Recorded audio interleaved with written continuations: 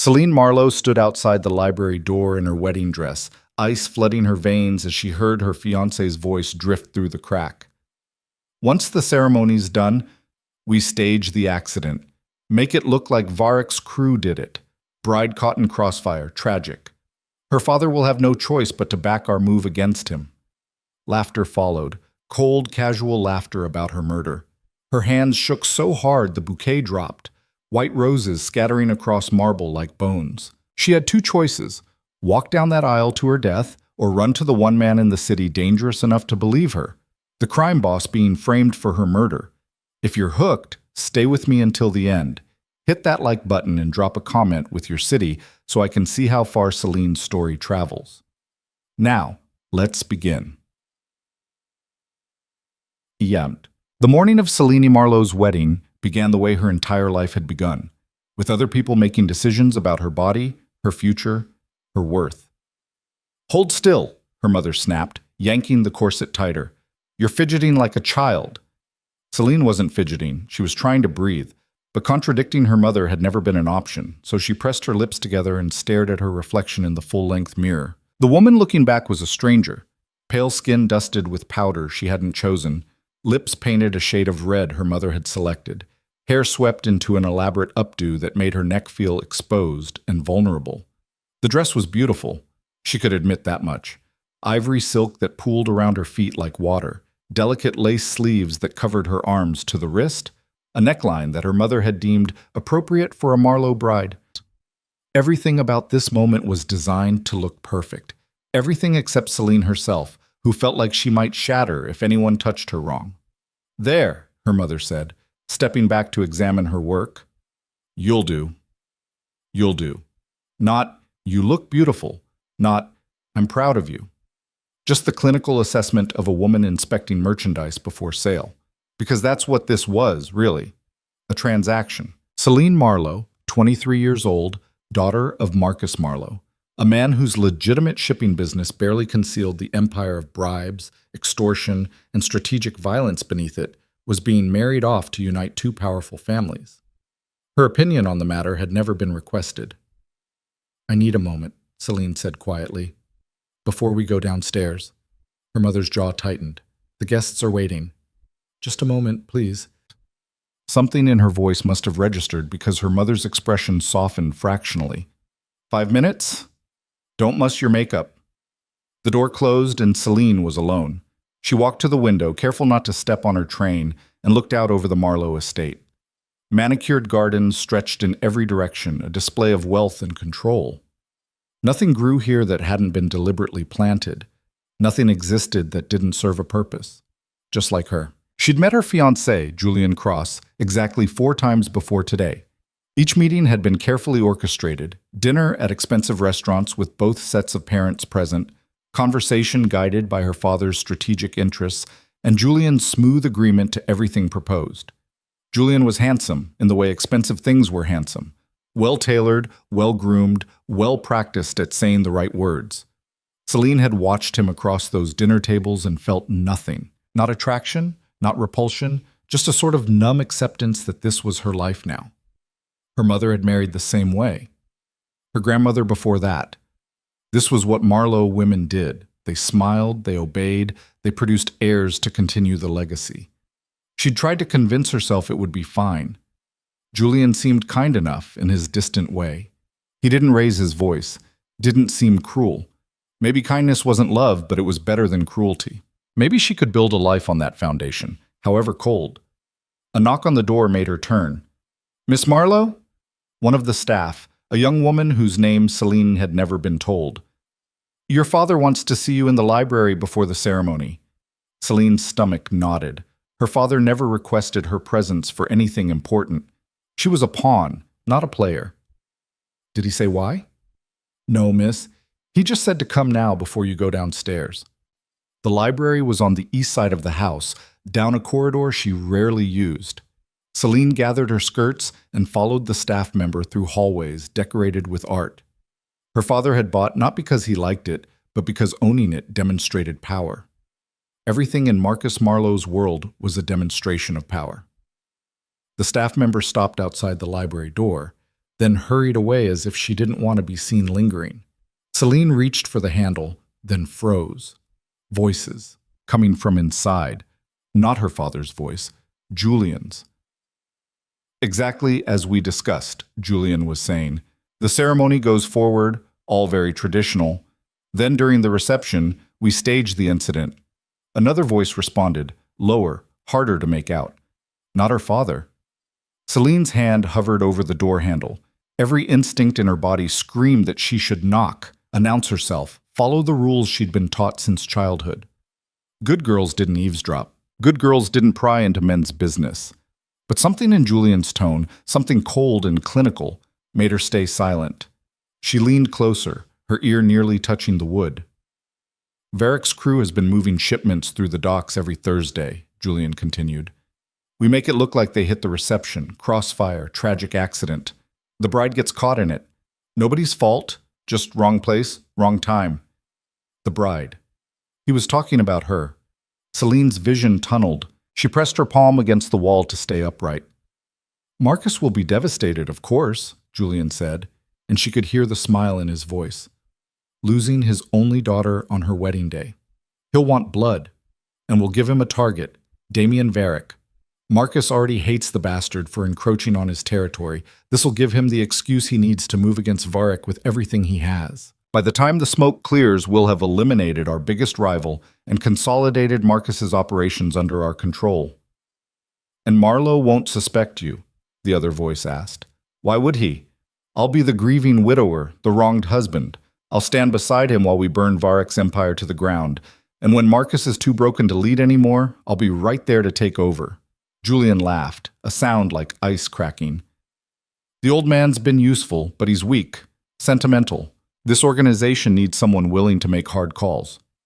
What about the girl? She suspect anything? Celine? Julian's laugh was crueler this time. That mouse! She barely speaks above a whisper. I've met houseplants with more spine. She'll walk down that aisle like a lamb to slaughter and never see it coming. The words hit like physical blows. Celine stumbled backward, her hip catching the edge of a side table. A vase wobbled, and she grabbed it just before it fell, her heart hammering so hard she thought it might break through her ribs. She needed to move, needed to run, but her legs wouldn't cooperate. Think. If she stayed, she died. Julian would go through with this. She could hear it in his voice, that casual certainty of a man who'd already decided another person's life was expendable. The ceremony would happen, the reception would happen, and then Julian's people would storm in with guns, and Celine would be caught in the crossfire, and her father would never know his daughter's husband had orchestrated her murder. She couldn't go to her father. Even if she told him what she'd heard, would he believe her? Julian had spent months making himself indispensable, positioning himself as the perfect heir to the Marlowe empire. And Celine was just the quiet daughter who'd never given her father a reason to trust her judgment on anything. The voices inside the library shifted, footsteps approaching the door. Celine ran. She didn't think, didn't plan, just gathered her skirts and fled down the corridor, away from the library, away from the wedding that was supposed to start in less than an hour. Her heels clicked against marble, too loud, and she kicked them off without stopping, leaving them abandoned in the hallway. A staff member rounded the corner ahead. Miss Marlowe, are you? Celine pushed past her, through a side door that led to the gardens. The grass was wet with morning dew, soaking through her stockings, and the hem of her dress collected dirt and leaves as she ran. She didn't care. Nothing mattered except getting away, getting somewhere Julian couldn't reach her, getting… where? She stopped at the edge of the estate, hidden behind a row of hedges, her breath coming in ragged gasps. Where could she go? Her father's house wasn't safe. She had no money of her own, no car, no friends outside the carefully curated circle her family controlled. Julian's people would find her within hours. Unless… The thought arrived fully formed, terrible and desperate, and completely insane. Damien Varick. The name everyone in her father's house spoke with hatred. The rival boss who'd been steadily taking territory from the Marlowe operation, who'd had the audacity to refuse Marcus's offers of cooperation, who ran his empire with a reputation for brutal efficiency. The man Julian was planning to frame for her murder. If anyone in this city would believe that Julian Cross was capable of killing his own bride to consolidate power, it would be Varick. He knew how this world worked, knew that people were chess pieces, that sentiment was weakness, that murder was just another tool. And more importantly, if Julian succeeded in framing him for Celine's death, Varric would be the one to suffer. Her father would move against him with everything he had.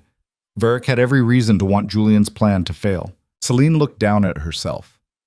Wedding dress filthy, feet bare, hair coming loose from its pins.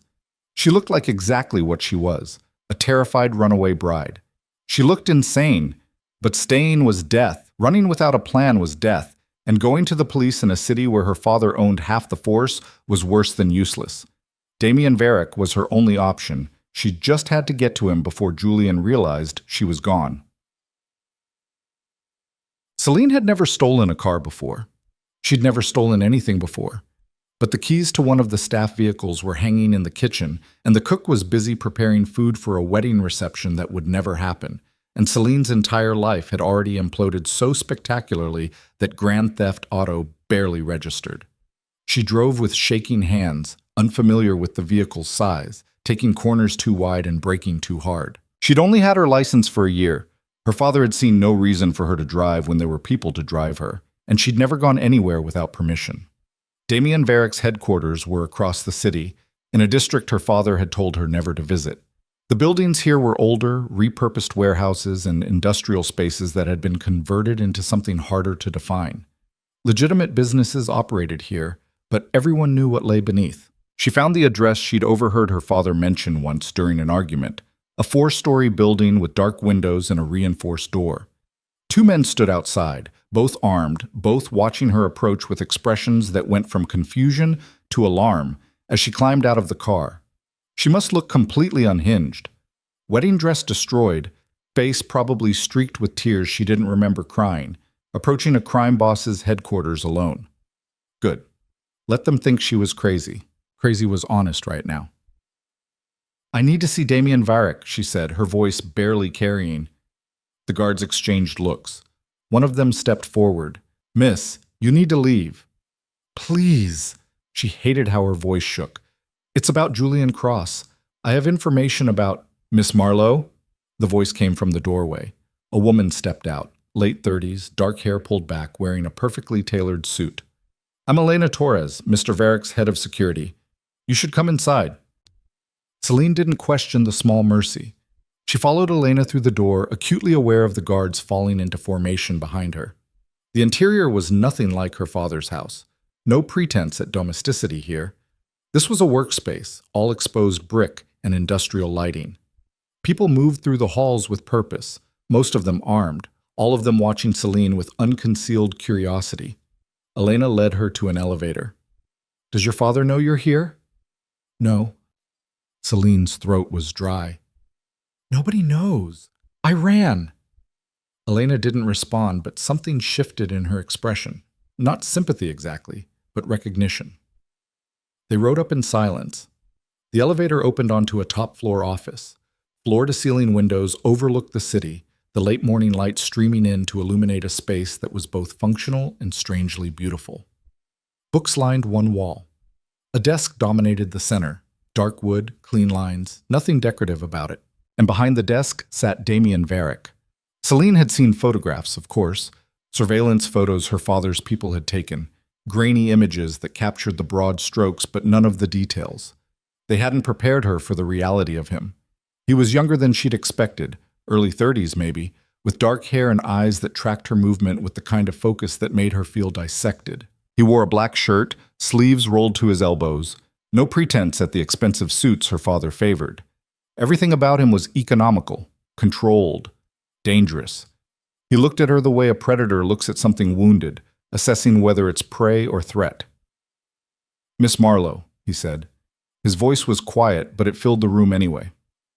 "You're supposed to be getting married right about now." Celine's legs finally gave out. She grabbed the back of a chair to stay upright. "I can't. I heard Julian is going to sit." It wasn't a request. She sat. Damien gestured, and Elena moved to the door. "Give us the room, but stay close." Elena left without a word. The door clicked shut. Damien leaned back in his chair, studying Celine with an intensity that made her skin crawl. You ran from your own wedding to come here. Either you're the bravest woman I've ever met or the most desperate. Which is it? Desperate, Celine whispered. At least you're honest. He stood, moving around the desk with a predator's grace. Start talking. Why are you here? This was it. The moment where she either convinced him or failed and died, because going back to her father's house wasn't an option anymore. Celine forced herself to meet his eyes. Julian Cross is planning to kill me. Today. At the reception. He's going to make it look like your people did it, so my father will go to war with you. Julian wants to use my death to eliminate you and take over my father's operation. Damien's expression didn't change. That's quite an accusation. I heard him. The words came faster now, tumbling over each other. In the library, he was talking to someone, I don't know who, about staging it during the reception. Crossfire. Making it look like your crew hit the wedding. He said my father would be too broken to lead after losing me, and Julian would step in. You heard this conversation, Damien said slowly, and instead of telling your father, you came here. My father wouldn't believe me. Selena's hands twisted in her lap, ruining the silk.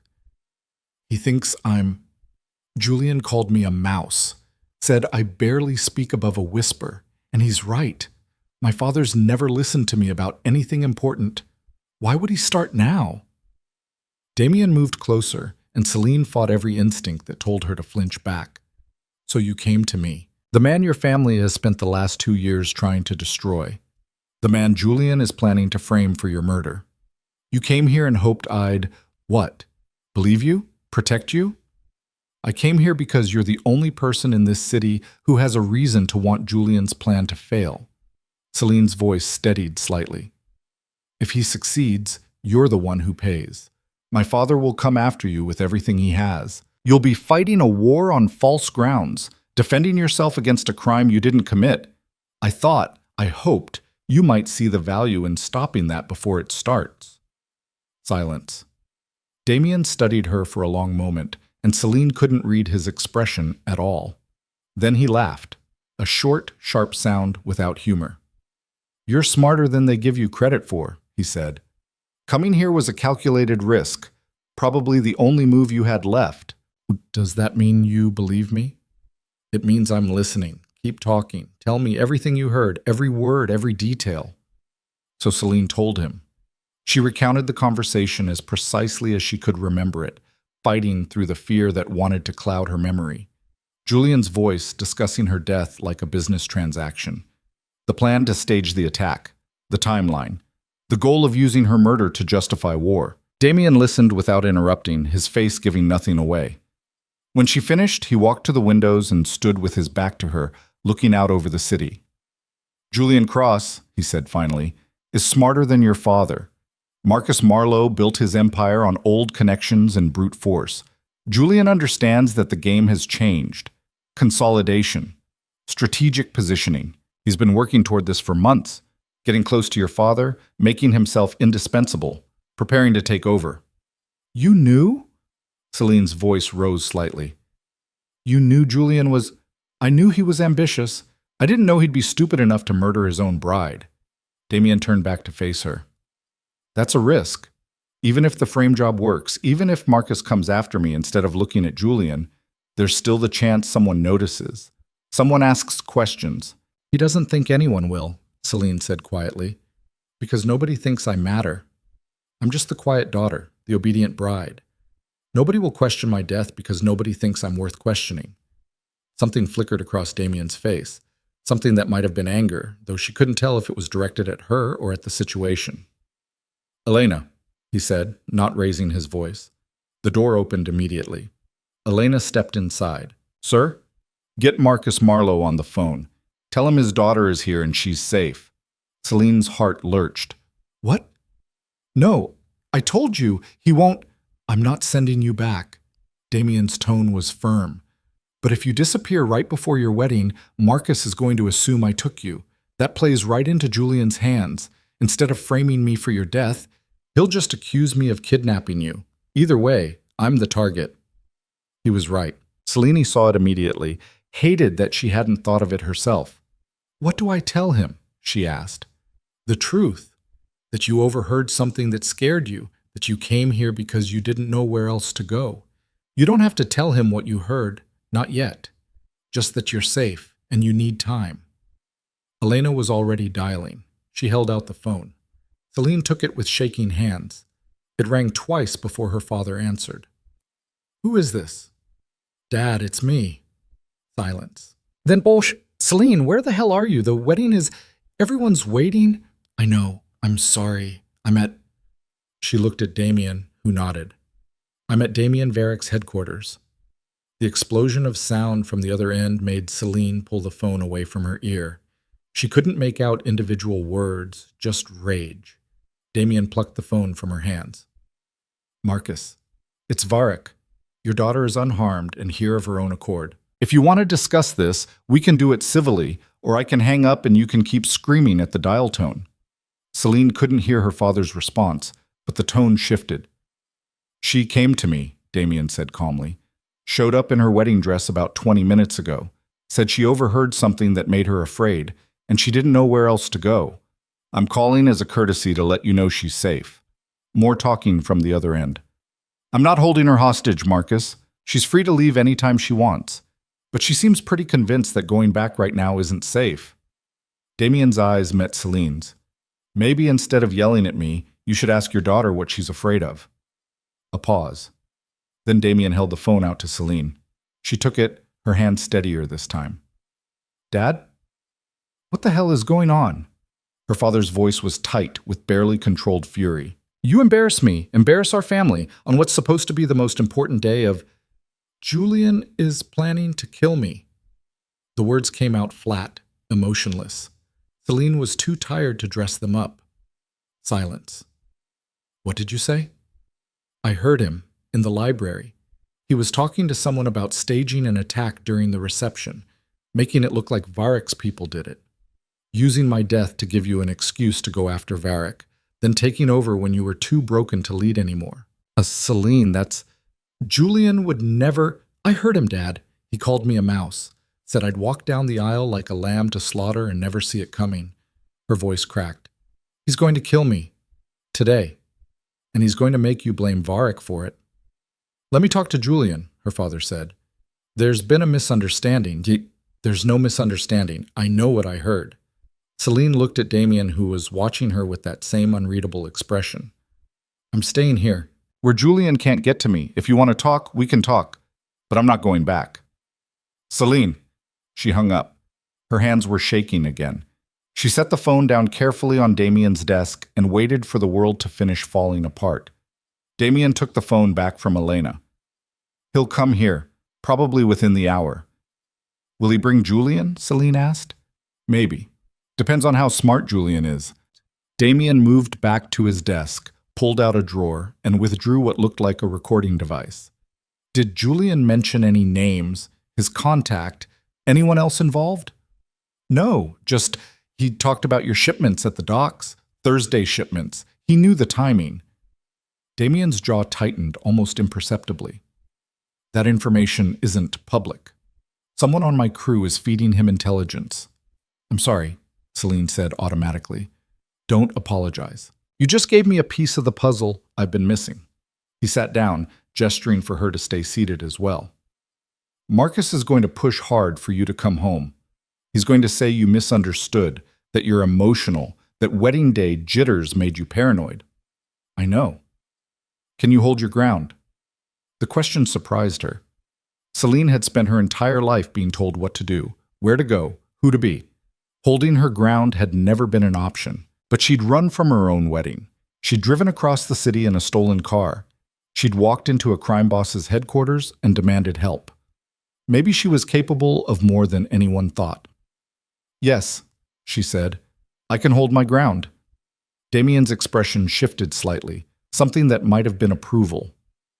Good, because the next few hours are going to determine whether you live or die, and I need you sharp.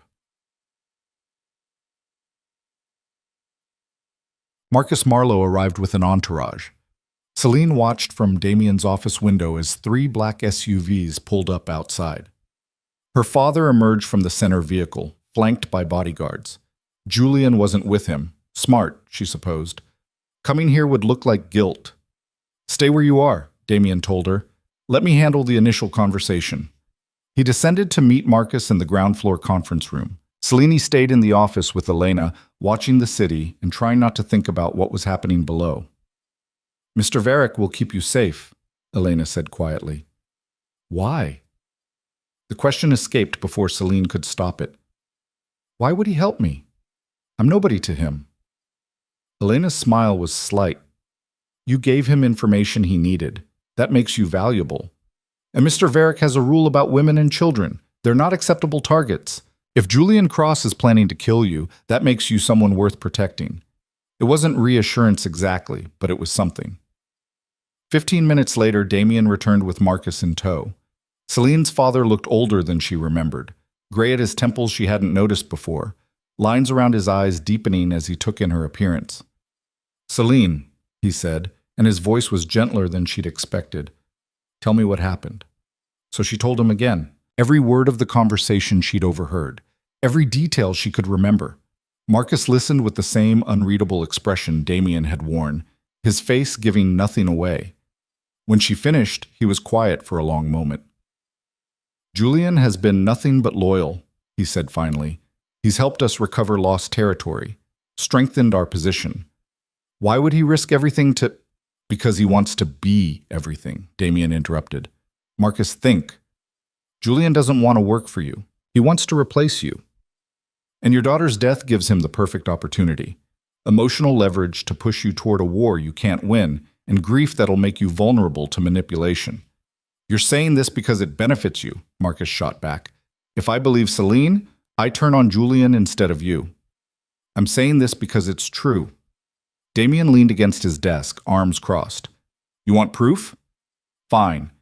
Have your people look into Julian's background. Real investigation, not the surface-level check you did before approving the marriage. See what you find. Marcus's expression darkened. I know my own son-in-law. You know what he's shown you. That's not the same thing. Selene found her voice. Dad, please. I'm not asking you to take action against Julian. Not yet. I'm just asking you to consider that what I heard might be true. That's all. Her father looked at her, really looked at her, maybe for the first time in years. You understand what you're accusing him of? Yes. If you're wrong, I'm not wrong. Celine's voice was steady. I know what I heard. Marcus rubbed his face, suddenly looking exhausted. The wedding is canceled. I'll announce that you fell ill, needed to postpone. That buys us time. And Julian? Damien asked. I'll talk to him.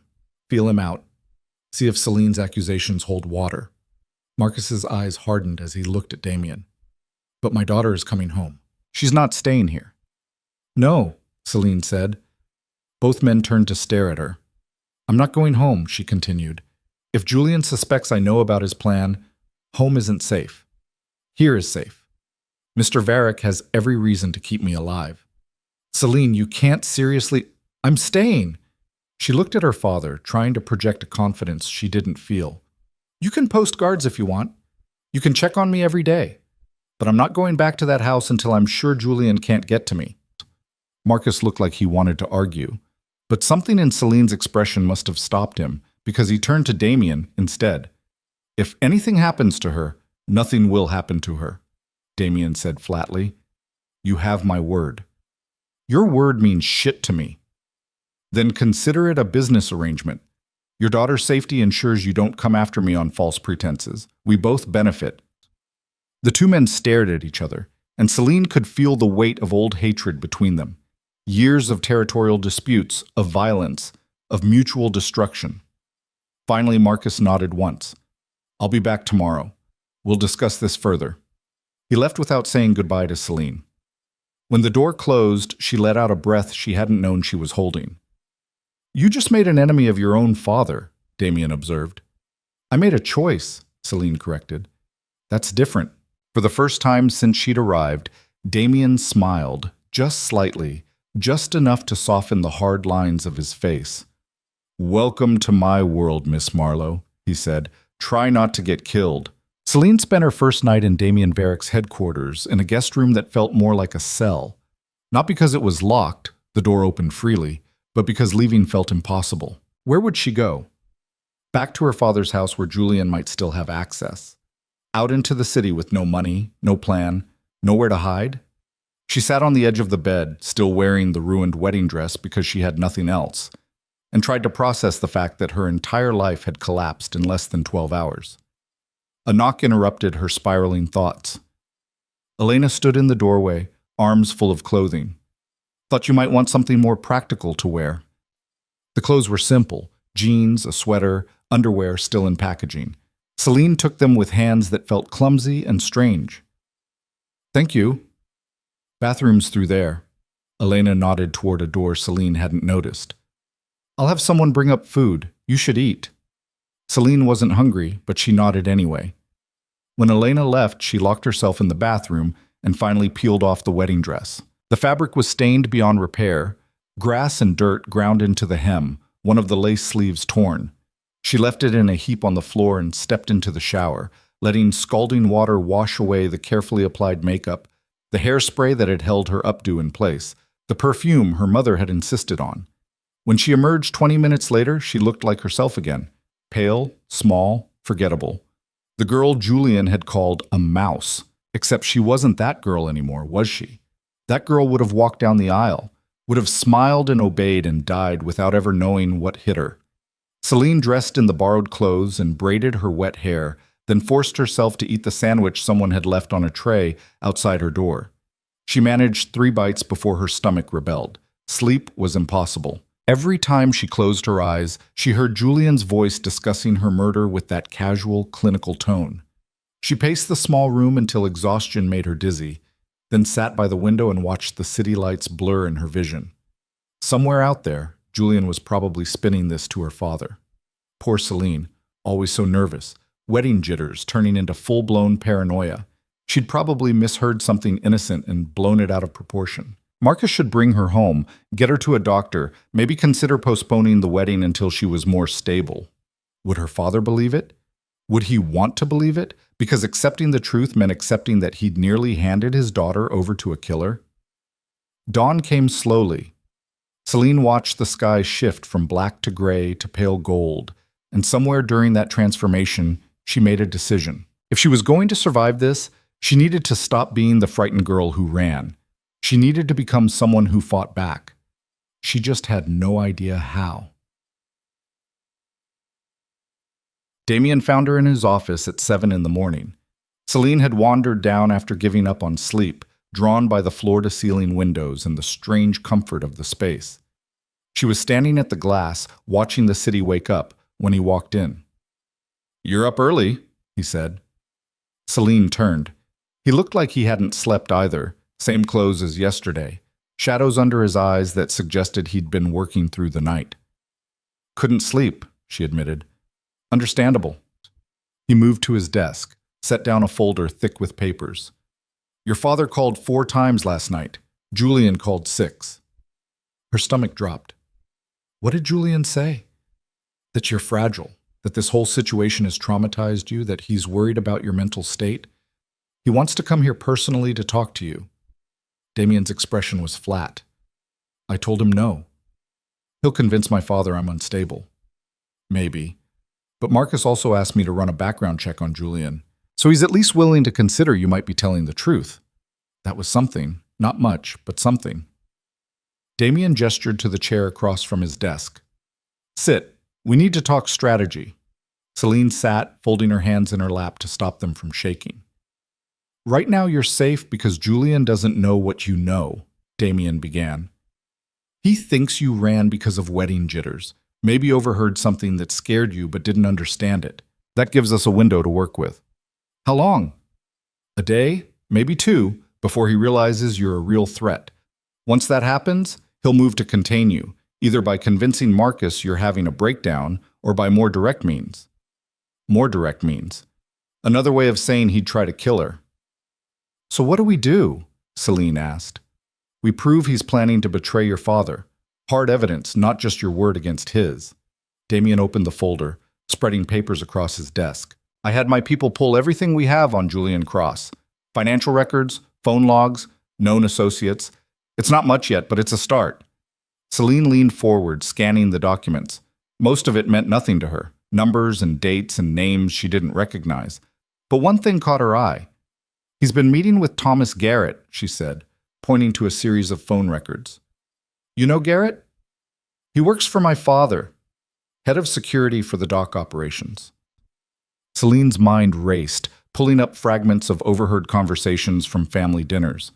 "My father trusts him completely. He's been with the organization for 15 years. Damien's eyes sharpened. "If Julian has Garrett feeding him information, that explains how he knows about my Thursday shipments.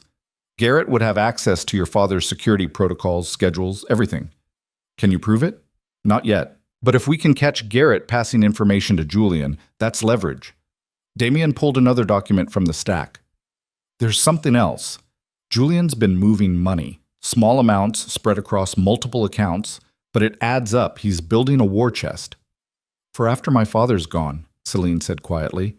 "He's planning to take over the organization, so he needs resources independent of my father's control." "Exactly." Damien studied her with that same intense focus. "You're good at this, seeing patterns.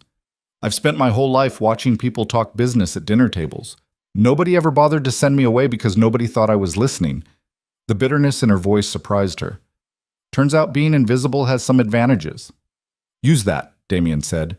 "You know these people, how they think, how they operate. That's valuable." Before Celine could respond, Elena appeared in the doorway. "Marcus Marlowe is here, with Julian Cross." Celine's heart stopped. Damien's expression didn't change. "How many guards?"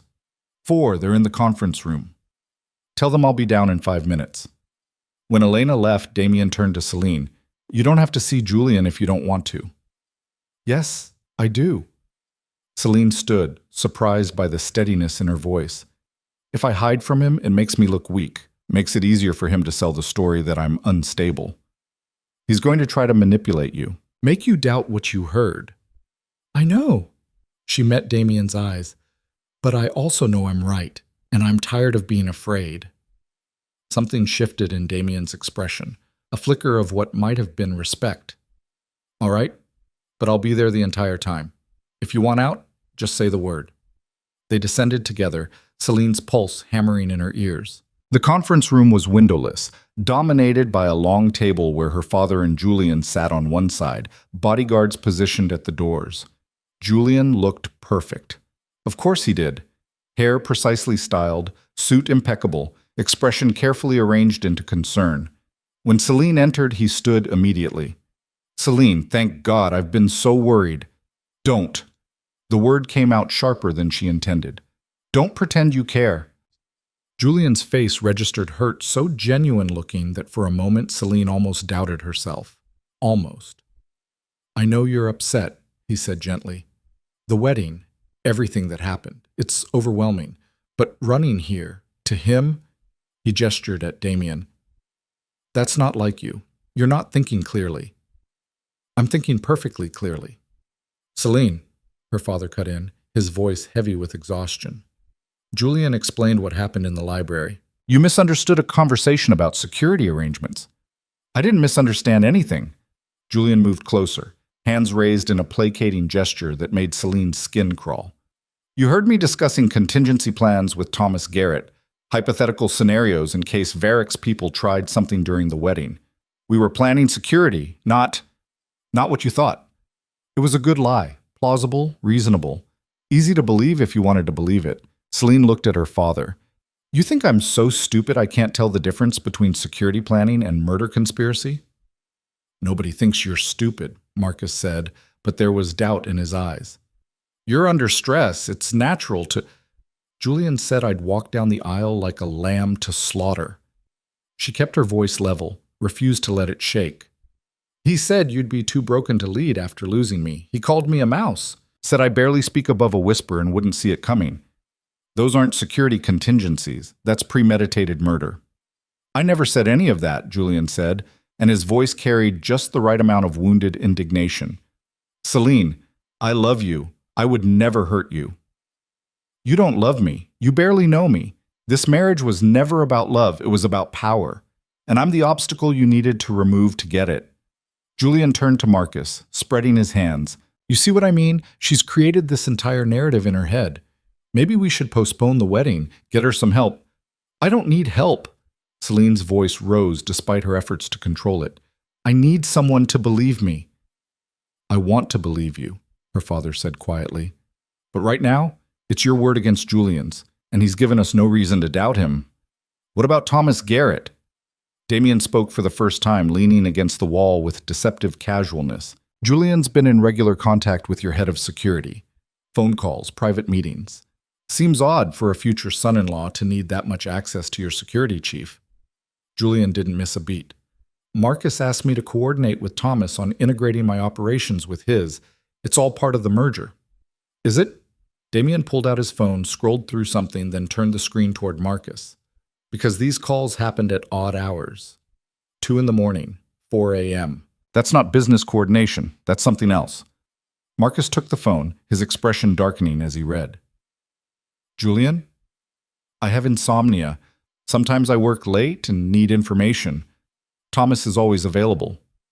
Julian's mask was starting to slip, just barely, but Celine could see the irritation creeping in. This is exactly what I warned you about, Marcus. Varric is trying to drive a wedge between us, using Celine's confused state to... I'm not confused. Celine stepped forward, forcing herself to move closer to Julian, even though everything in her screamed to run. You're planning to kill me. Frame Damien for it. Use my death to push my father into a war that benefits you. And when my father is too grief-stricken to function, you'll take over everything he's built. Julian's eyes went cold. For just a second, the mask dropped completely, and Celine saw the calculation beneath. Then it was back, the concerned fiancé returning. Marcus, please, she needs help, professional help. This paranoia... Prove it, Marcus interrupted. Everyone turned to look at him. If Celine's wrong, Marcus continued, his voice deadly quiet, then prove it. Let me audit your finances, your communications, your movements over the last 6 months. If you're innocent, you have nothing to hide. The room went very still. Julian's smile never wavered, but something shifted in his posture. Of course. I'm an open book. But Marcus, you have to understand, asking me to prove my innocence based on your daughter's breakdown sets a dangerous precedent. What happens next time someone makes an accusation? Do we audit everyone? We're not talking about everyone. We're talking about you. Marcus stood slowly, and it's not a request. The tension in the room crystallized into something sharp and dangerous. Julian's bodyguard shifted, hands moving toward concealed weapons. Damien's people responded in kind. Gentlemen, Damien said softly, let's not make this bloody. Julian, you can agree to the audit and clear your name, or you can refuse and make everyone in this room wonder what you're hiding. Julian looked at Celine, and for the first time, she saw real hatred in his eyes. Not the casual dismissal of someone beneath notice, but active malice. Fine, he said. Audit whatever you want. You won't find anything. Because he'd covered his tracks, Celine realized. Of course he had. Julian was too smart to leave obvious evidence lying around. Good, Marcus said. Then we'll start today. Thomas Garrett is suspended from duty effective immediately, pending investigation. You'll provide all passwords and account information to my financial team by end of business. And Celine? Julian's voice was silk over steel. Does she stay here, in Varric's custody, while you invade my privacy based on her fantasies? She stays where she feels safe, Marcus said. Until I know for certain what's true, I'm not forcing her to do anything. It wasn't the full belief Celine had hoped for, but it was more than she'd expected. Her father still had doubts, but he was willing to investigate. That was enough. For now. After Marcus and Julian left, Julian's parting look promising retribution, Celine collapsed into a chair, adrenaline draining away and leaving her shaking. You did well, Damien said. I didn't convince him. You planted doubt. That's more than most people manage with Marcus Marlowe. He poured 2 glasses of whiskey from a decanter on the side table, handed her one. Drink. It'll help. Celine had never developed a taste for alcohol. Her mother considered it unladylike, but she drank anyway. The burn helped ground her. Julian will destroy evidence, she said. Anything your father might find in an audit. He's had months to cover his tracks. Probably, But rushing to destroy evidence creates new evidence. People notice when you start frantically cleaning up. Damien sat across from her. And Thomas Garrett is our real target. He's the weak link. If we can flip him, get him to testify against Julian, he won't flip. My father pays too well, and Julian probably has leverage on him. Everyone has a breaking point. Celine studied Damien over the rim of her glass. Why are you helping me? Really? I told you, your survival prevents a war I don't want to fight. There's more to it than that. Damien was quiet for a moment, turning his own glass in his hands.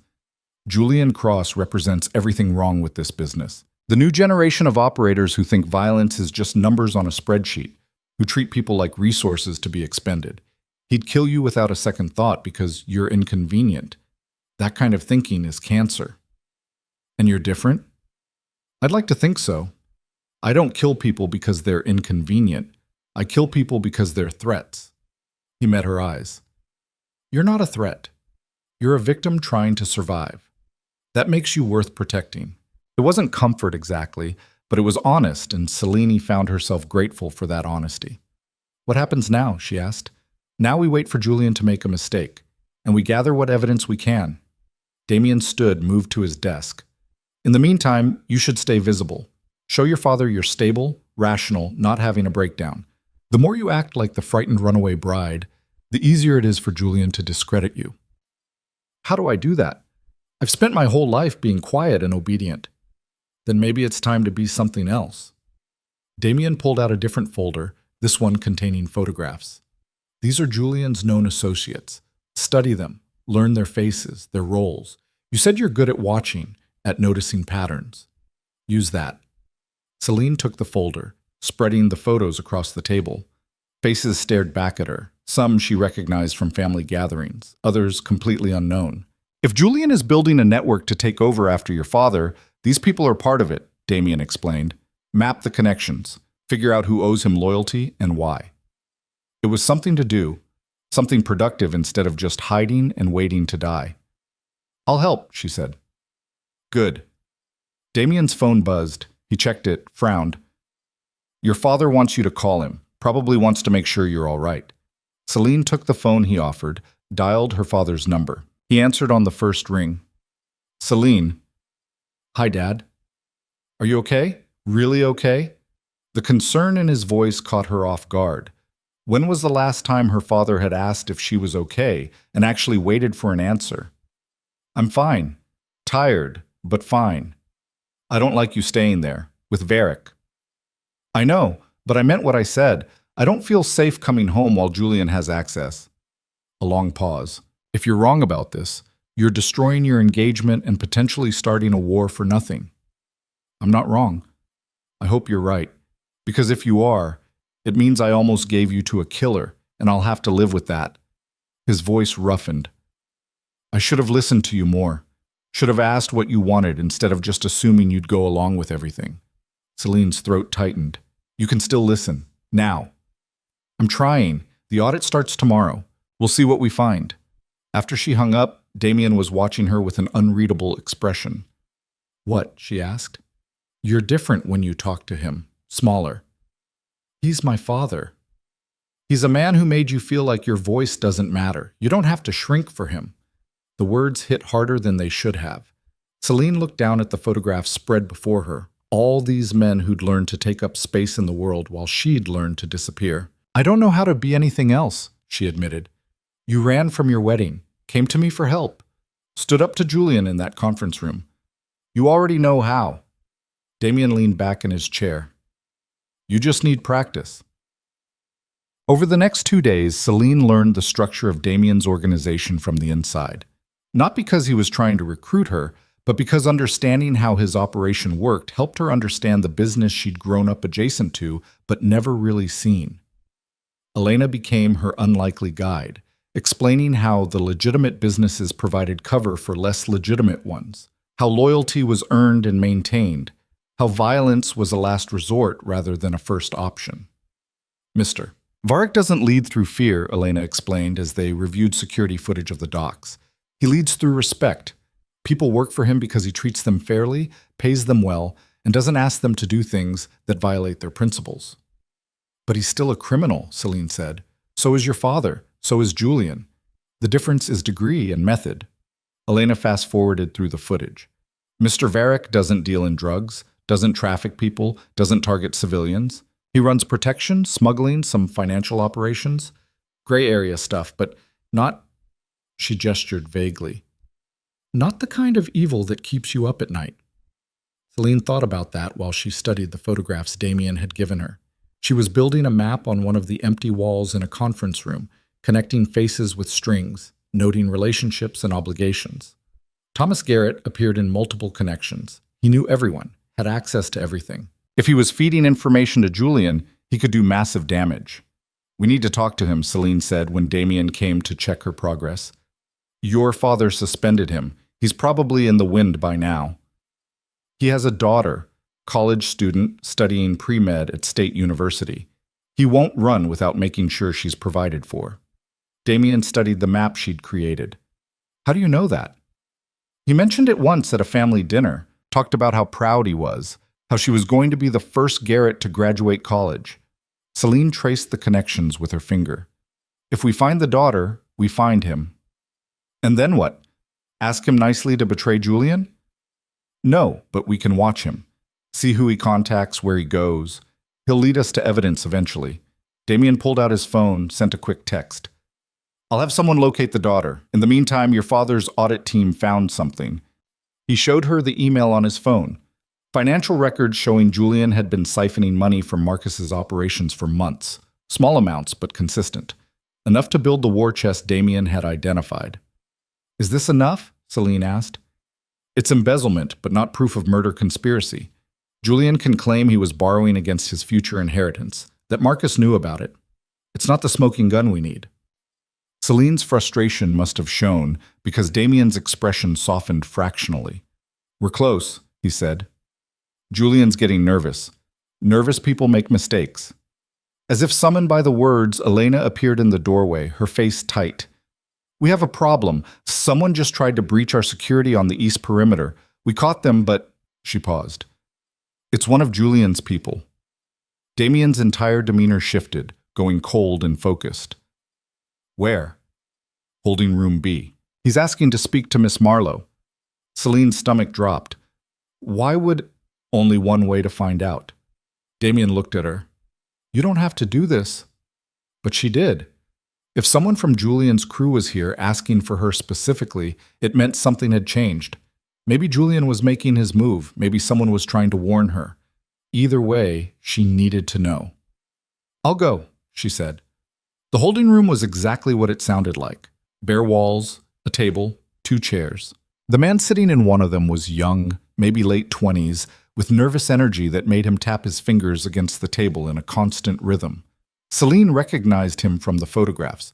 Marcus Chen, low-level operator in Julian's crew. Miss Marlowe, he said when she entered. Thank God. I wasn't sure you'd see me. What do you want, Marcus? To warn you. He looked at Damien, who'd positioned himself against the wall. Julian knows you're here. He knows you're gathering evidence, and he's planning to move against you. When? Damien asked. Tonight. Maybe tomorrow. He's not telling people details, but I heard him talking to Garrett. They're going to stage an attack on this building, make it look like rival gang violence. In the chaos, you'll get caught in the crossfire, just like the original plan, but accelerated. Celine's hands went numb.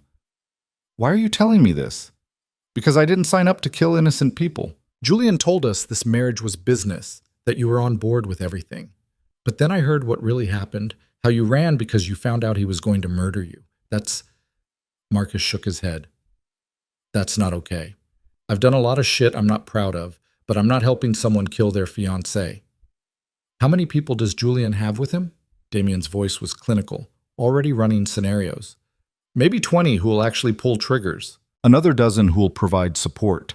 Thomas Garrett's coordinating the whole thing. And your father's organization? Damien looked at Celine. How many of Marcus's people are loyal to Julian? I don't know, she said. I never paid attention to… Shh! Think. You've been watching these people your whole life. Who looks at Julian like a leader? Who defers to him? Celine closed her eyes, pulling up memories of dinner parties, business meetings, casual conversations, faces and names and small gestures that revealed allegiance. Maybe 10, she said slowly. There's a core group that treats him different, like they're already working for him instead of my father. So we're looking at 30 fighters minimum, possibly more. Damien ran the math. I have 20 here, another 15 I can call in within the hour. But if they're staging this as gang violence, they'll hit hard and fast. We need to move first. Or we evacuate, Elena said from the doorway. Get Miss Marlowe somewhere safe and regroup. No. Celine surprised herself with the firmness in her voice. If I run again, Julian wins. He'll spin this as me being unstable, paranoid, causing chaos. My father will believe him because it's easier than accepting the truth. We need to stop Julian here, now, with proof that can't be denied. She's right, Marcus Chen said. If Julian pulls this off, there's no coming back from it. He'll have consolidated power and eliminated everyone who knew the truth. Damien studied Celine for a long moment. You understand what you're asking? This won't be clean. People will die. People will die anyway. At least this way I'll die fighting instead of running. Something shifted in Damien's expression. Recognition, maybe, or respect. All right. Then we fight, but on our terms. He pulled out his phone, started making calls. Elena began coordinating security. And Marcus Chen, the low-level operator who'd risked everything to warn them, sat back in his chair looking relieved. Thank you, Celine told him quietly. Don't thank me yet. We still have to survive the night. Celine thought about the wedding dress she'd left crumpled on a bathroom floor, about the life she'd been expected to live, about the girl who'd spent 23 years being invisible and obedient. That girl was gone. She'd died somewhere between overhearing her own murder being planned and walking into a crime boss's headquarters in bare feet. Whoever Celine was becoming, she'd find out tonight. The plan came together in fragments over the next 4 hours, assembled in Damien's office while armed guards doubled the patrols outside. Celine sat in on every discussion, listening to tactical assessments and contingency scenarios with the same focus she'd once reserved for staying invisible at family dinners. We can't just fortify and wait, one of Damien's lieutenants argued, a broad-shouldered man named Russo. If Julian hits us here, we're sitting ducks. Better to move the fight somewhere we control. He's expecting us to run, Damien countered. That's the whole plan. Force us to evacuate, create chaos, take out Celine in the confusion. If we stay put and fortify, we change his calculations. Or we give him exactly what he wants, a static target. Elena spread a blueprint of the building across the desk. We have advantages. Limited entry points, reinforced positions on every floor, sight lines that favor defense. If Julian wants to storm this building, he'll pay for every inch. And civilian casualties? Russo asked. This neighborhood isn't empty. Which is why we evacuate the surrounding buildings, Damien said. Fire alarm, gas leak, whatever story gets people out without causing panic. We clear a 3-block radius, then we're free to operate. Marcus Chen, who'd been sitting quietly in the corner, spoke up. Julian will have someone watching. He'll know you're preparing for something. Good. Let him know. Knowing we're ready and doing something about it are different things. Damien turned to Celine. You should be somewhere else during this. Somewhere secure, away from the fighting. No. Celine, if I hide while other people fight my battle, Julian wins even if he loses. She kept her voice steady despite the fear making her hands shake. He's built his whole plan on the idea that I'm weak, that I don't matter. If I run now, I prove him right. Being brave doesn't mean being stupid, Elena said, not unkindly. You're not trained for combat. You'd be a liability. Then teach me not to be. Celine looked around the room at these people who'd spent their lives in violence, who understood its rules and rituals in ways she never could. I don't need to be a fighter, but I need to be present. I need my father to see that I didn't break, that Julian didn't scare me into submission. Your father, Damien said slowly, doesn't know this is happening tonight. The realization hit everyone simultaneously. Marcus Marlowe was supposed to be conducting an audit, investigating Julian's finances and connections. He had no idea his future son-in-law was about to launch an armed assault. We need to tell him, Celine said. If we tell him, He might try to stop it, might give Julian warning. Damien's expression was calculating, or he might not believe us until it's too late to matter. He needs to know. If people die tonight and he finds out afterward that we knew it was coming. Selena shook her head. He'll never forgive that. Never trust anything we say again. Russo looked at Damien. She's right. Marcus needs to know what his future son-in-law is planning, even if he doesn't believe it until the bullets start flying. Damien was quiet for a long moment, weighing options. Finally, he pulled out his phone. I'll call him, but Celine makes the initial contact. He'll take her call. Celine's hands were trembling when she took the phone, but she dialed anyway. Her father answered on the third ring, his voice rough with exhaustion. Celine, it's nearly midnight. What? Dad, I need you to listen.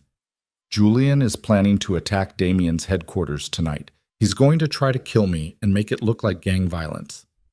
Silence. Then, how do you know this? Someone from Julian's crew came to warn us. Marcus Chen. He said Julian knows I'm gathering evidence and he's accelerating his plan. Marcus Chen is loyal to Julian. This could be a setup to make me think, Dad, please. Celine closed her eyes, forcing herself to stay calm. I know it sounds paranoid. I know it's easier to believe I'm imagining things. But if I'm right and you do nothing, people will die, including me. She heard her father's breathing on the other end, harsh and conflicted. Put Varric on. Damien took the phone. Marcus, if you're using my daughter to manufacture a crisis, your daughter came to me because she overheard your future son-in-law planning her murder. Everything since then has been her trying to survive while you decide whether to believe her. Damien's voice was level, factual. We have intelligence that Julian is moving tonight. You can dismiss it as paranoia, or you can get your people ready for war. Your choice. What evidence do you have? Beyond the word of one defector? Phone records showing Julian coordinating with Thomas Garrett at unusual hours. Financial records showing systematic embezzlement from your organization. And now Marcus Chen risking his life to warn us about an imminent attack. Damien paused. Damien, how much evidence do you need before you consider the possibility that your daughter is telling the truth? Marcus was quiet for so long Selene thought he'd hung up. Then, where is this attack supposed to happen? My headquarters, where Celine is staying. And you're keeping her there, knowing she's a target? She's choosing to stay against my recommendation. Let me talk to her again. Damien handed the phone back. Celine pressed it to her ear, waiting. Celine, her father said quietly, if this is real, if Julian really is planning what you say, you need to get out of there. Come home. I'll protect you. You can't protect me from someone inside your own organization, not if half your people are loyal to him instead of you. Celine looked at Damien, at Elena, at the maps and blueprints spread across every surface. I'm safer here. With Varric? A man who'd kill me without hesitation if it served his interests? A man who has more reason to keep me alive than Julian does. Celine's voice steadied. Dad, I know this is hard. I know you want to believe Julian is who he's pretended to be, but he's not. And if you don't accept that soon, he's going to destroy everything you've built. Another long silence. Then her father said, I'm sending people. Guards loyal to me, not Julian. They'll be there within the hour. Will Julian know? Probably, which means if he's planning what you say, he'll have to move faster. Marcus's voice hardened. And if this is all a misunderstanding, if you're wrong about this, I'm not wrong. Then I'll see you in the morning. Stay alive until then. He hung up. Celine handed the phone back to Damien, her hands shaking harder now. He's sending guards, which accelerates Julian's timeline, Damien said. He'll know Marcus is responding, which means he'll attack sooner rather than later. We need to be ready in the next hour. The room erupted into motion. Russo left to coordinate defensive positions. Elena started pulling up surveillance feeds on multiple screens. Marcus Chen was escorted to a secure room where he could provide detailed intelligence on Julian's tactics and personnel. And Celine stood in the middle of it all, feeling simultaneously essential and utterly useless. Damien must have seen it on her face because he touched her elbow. Come with me. He led her down a hallway she hadn't explored before to a room that looked like an armory. Weapons lined the walls, guns of every size and caliber, knives, body armor, equipment whose purpose Celine couldn't begin to guess. "If you're staying," Damien said, pulling a vest from a rack, "you wear this. Non-negotiable." The vest was heavy, heavier than Celine expected. Damien helped her into it, adjusting straps with efficient movements. "It'll stop most handgun rounds," he explained. "Maybe rifle fire if you're lucky, but it won't save you from a headshot or close-range shotgun blast, so don't develop any delusions about being invincible."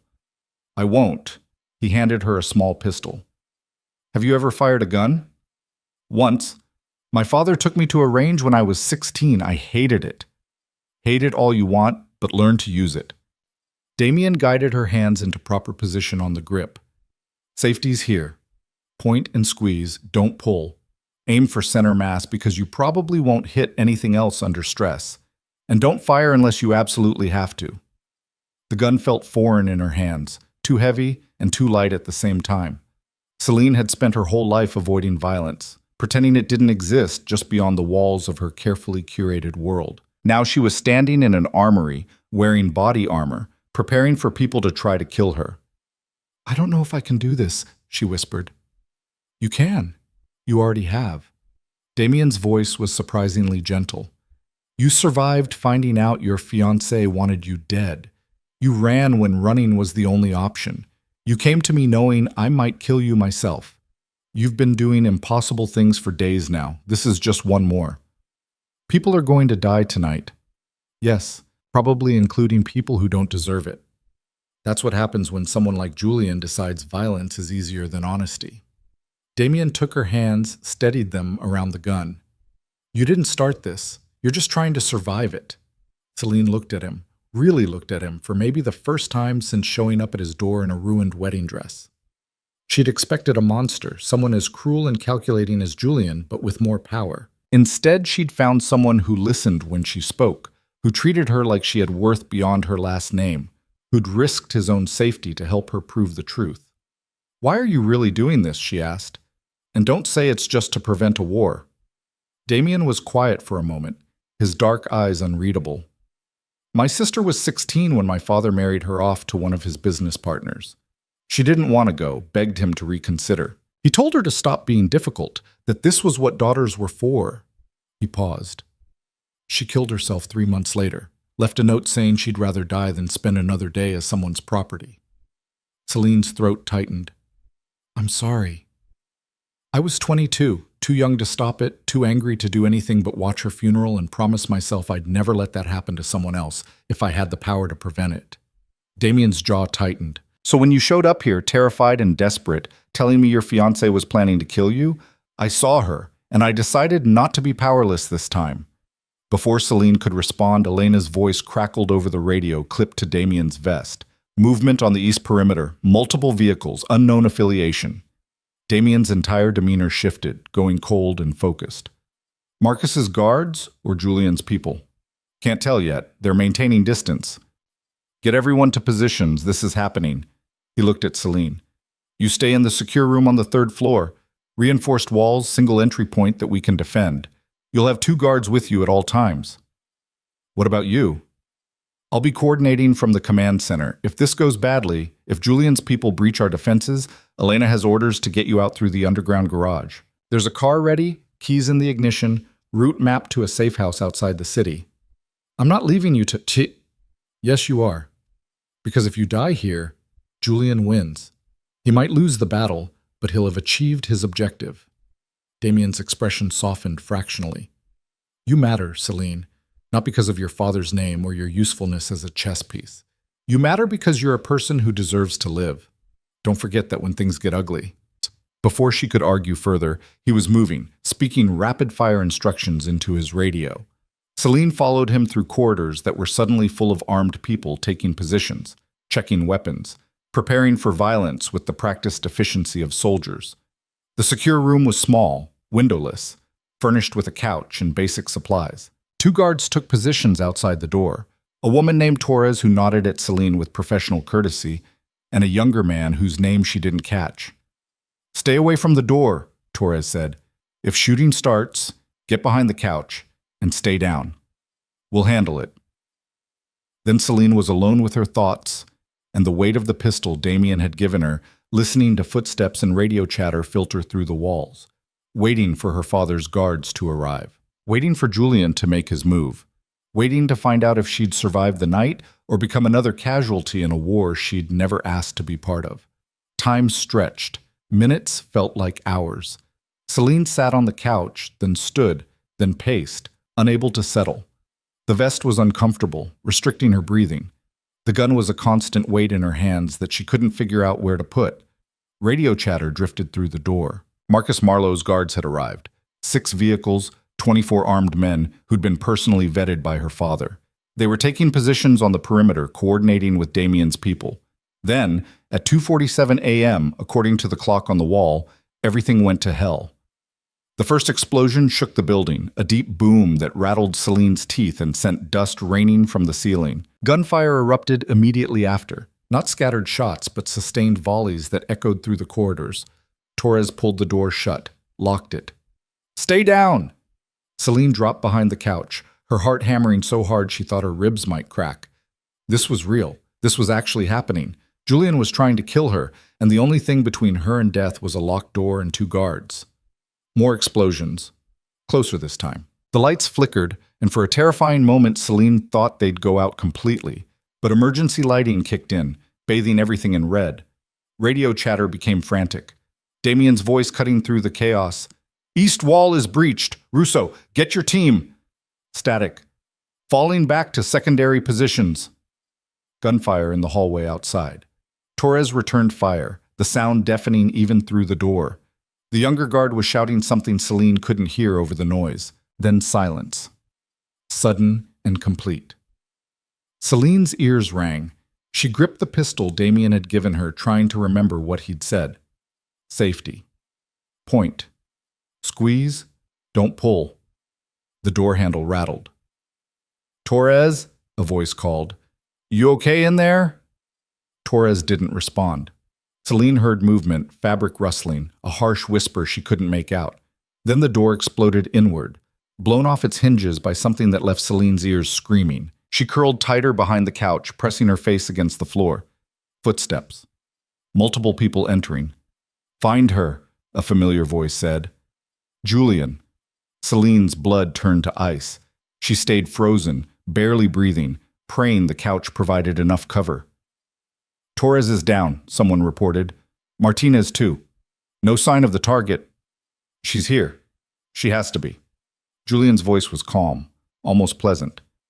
"Celine, I know you're hiding. Come out and we can talk about this like reasonable adults." Celine didn't move, didn't breathe. "Garrett, check behind the furniture." Footsteps approaching her position. Celine's hands tightened on the pistol, her entire body shaking.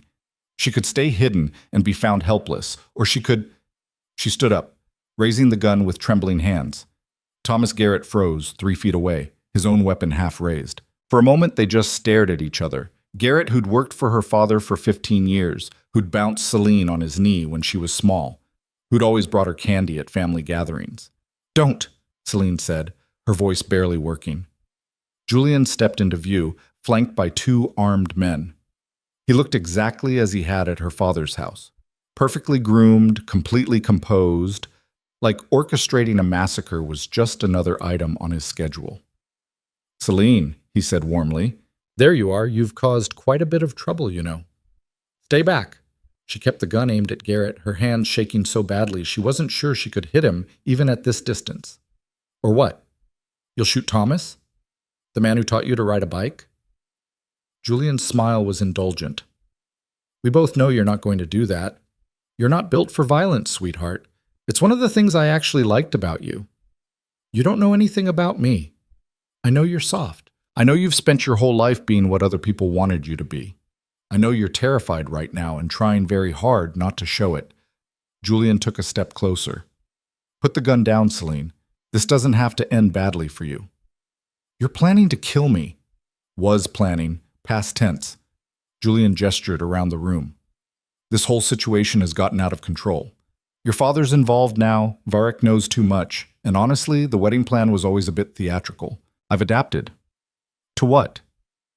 "To you being useful instead of dead." Julian's expression shifted. calculation replacing charm. You're smart, Celine, smarter than your father gives you credit for. You figured out my plan, came to Varric, built a case against me. That takes intelligence and nerve, qualities I can work with. Celine didn't lower the gun. What are you talking about? I'm talking about partnership. You help me take over your father's organization, and I make it worth your while. Money, power, freedom to do whatever you want. All you have to do is tell Marcus that tonight was a tragic misunderstanding, that Varric staged an attack to frame me, that you were caught in the crossfire, but I rescued you. You're insane. I'm practical. Your father's finished whether you help me or not. The audit found enough evidence to make him paranoid about everyone around him. His organization is fracturing. I'm going to end up in control regardless. The only question is whether you're with me or against me. Celine's mind raced. Julian was offering her survival, but at the cost of betraying her father and Damien, at the cost of becoming complicit in everything Julian planned to do. And if I refuse, she asked, then I kill you here and now, tell your father Varric did it, and proceed with the original plan. Tragedy, grief, war. It's messier than I'd like, but it works. Julian shrugged. Your choice. The gun was so heavy in Celine's hands. She wanted to put it down, wanted to stop shaking, wanted to be anywhere but here, making impossible decisions. Then she thought about Damien's sister, about all the women who'd been traded and sold and married off like property, about spending the rest of her life being what Julian wanted her to be, useful, obedient, silent. No, she said. Julian's expression didn't change, but something cold flickered in his eyes. No? I'm not helping you. I'm not lying for you. I'm not going to spend my life being your puppet. Celine's voice steadied. You were right about one thing. I am soft. I've spent my whole life avoiding conflict, but I'd rather die fighting you than live serving you. Brave words from someone who's never pulled a trigger. Julian nodded to Garrett. Take the gun from her. Garrett moved forward. Celine squeezed the trigger. The recoil surprised her, jerked her arms up. The bullet went wide, punching into the wall 2 feet from Garrett's head. But she'd fired. She'd actually fired. Garrett froze. Julian's men raised their weapons, and the door behind them exploded inward for the second time that night. Damien came through first, firing as he moved. One of Julian's guards went down immediately. The second spun to engage, and Elena put 3 rounds in his chest from the doorway. Garrett dove for cover. Julian dropped behind an overturned chair. And Celine stood in the middle of it all, still holding the gun, her ears ringing from the sustained gunfire in an enclosed space. Damien grabbed her arm, pulled her toward the door. Move! They ran. Down corridors filled with smoke and emergency lighting, over debris and spent shell casings, past bodies Celine tried not to look at. Elena and 2 other guards provided cover, laying down suppressing fire whenever Julian's people appeared. They reached a stairwell. Damien pushed Celine through first, then followed, taking the stairs 3 at a time. Her legs burned, her breath came in ragged gasps, and the vest seemed to weigh 1,000 pounds. Garage, Damien said between breaths. Get to the car, drive south, don't stop until you hit the safe house. What about you? I'm staying. This is my building, my people. I'm not running. They burst into the underground garage. The car Damien had mentioned was waiting, a nondescript sedan with keys in the ignition. Go, he said, pushing her toward it. Damien! Gunfire erupted from the stairwell. Damien returned fire, giving Celine cover to reach the car. She yanked the door open, threw herself inside. The engine roared to life.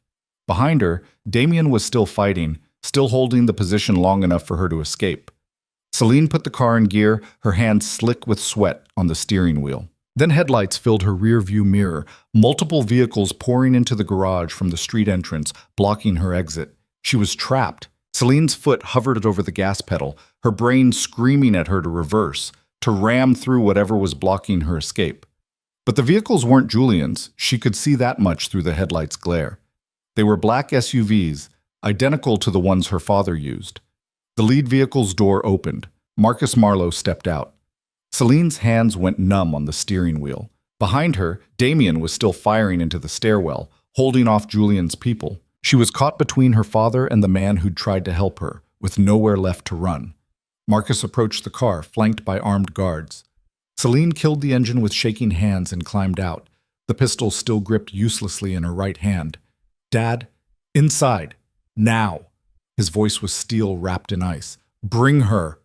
Two guards moved to flank Celine, not roughly, but firmly enough that she understood refusal wasn't an option. They walked her past her father, past the line of SUVs, toward a vehicle in the center of the convoy. Behind her, Damien shouted something she couldn't make out over the gunfire. She looked back in time to see him spot her with Marcus's people, see his expression shift from relief to something harder. Then she was being pushed into the back of an SUV and the door slammed shut. Her father climbed in beside her. The guards took positions in the front seats. The engine started. "Where are we going?" Celine asked. Marcus didn't answer. He was staring straight ahead, jaw tight, hands clenched into fists on his knees. Celine had seen her father angry before. The cold, controlled fury he showed when business deals fell through or rivals stepped out of line. But this was different. This was rage barely held in check. They drove in silence through streets empty at this hour, leaving Damien's headquarters and the battle still raging inside. Celine wanted to ask about Damien, about Elena, about whether her father's people were helping defend against Julian or just extracting her from the situation. But the questions died in her throat. Finally, Marcus spoke. "How long have you been working with Varric?" The question was so unexpected that Celine actually laughed, a short, bitter sound. "Working with him? I showed up at his door 3 days ago in a wedding dress, terrified for my life. That's not a partnership, that's desperation. You've been gathering evidence against Julian, building a case, coordinating with Varric's people. Because Julian is trying to kill me. Because you wouldn't listen when I told you the truth." Her voice rose despite her efforts to control it. "What was I supposed to do? Come home and hope he didn't follow through? You were supposed to trust me to protect you. How could I? You'd already decided I was unstable. You wanted to believe Julian's version, where I was just a nervous bride who misunderstood a conversation." Celine turned to face him fully. "You sent me to marry him, Dad. You handed me over to a man who was planning my murder. How was I supposed to trust your judgment about anything?" Marcus flinched. It was subtle, a slight tightening around his eyes, but Celine saw it. "The audit found evidence," he said quietly.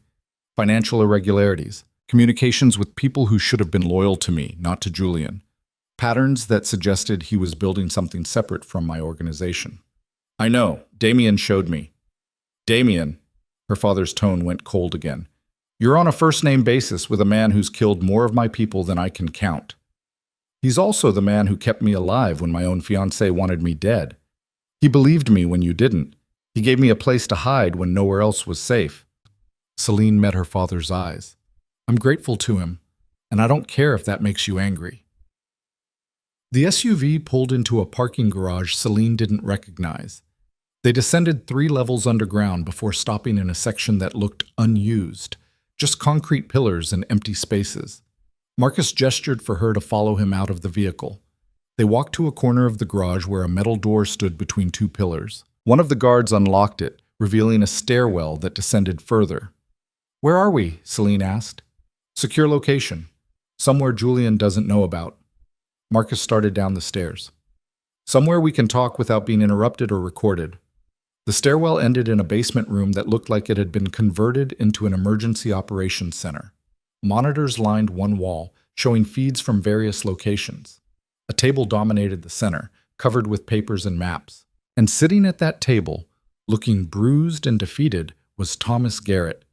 Celine stopped in the doorway. Garrett looked up, his expression a mix of shame and resignation.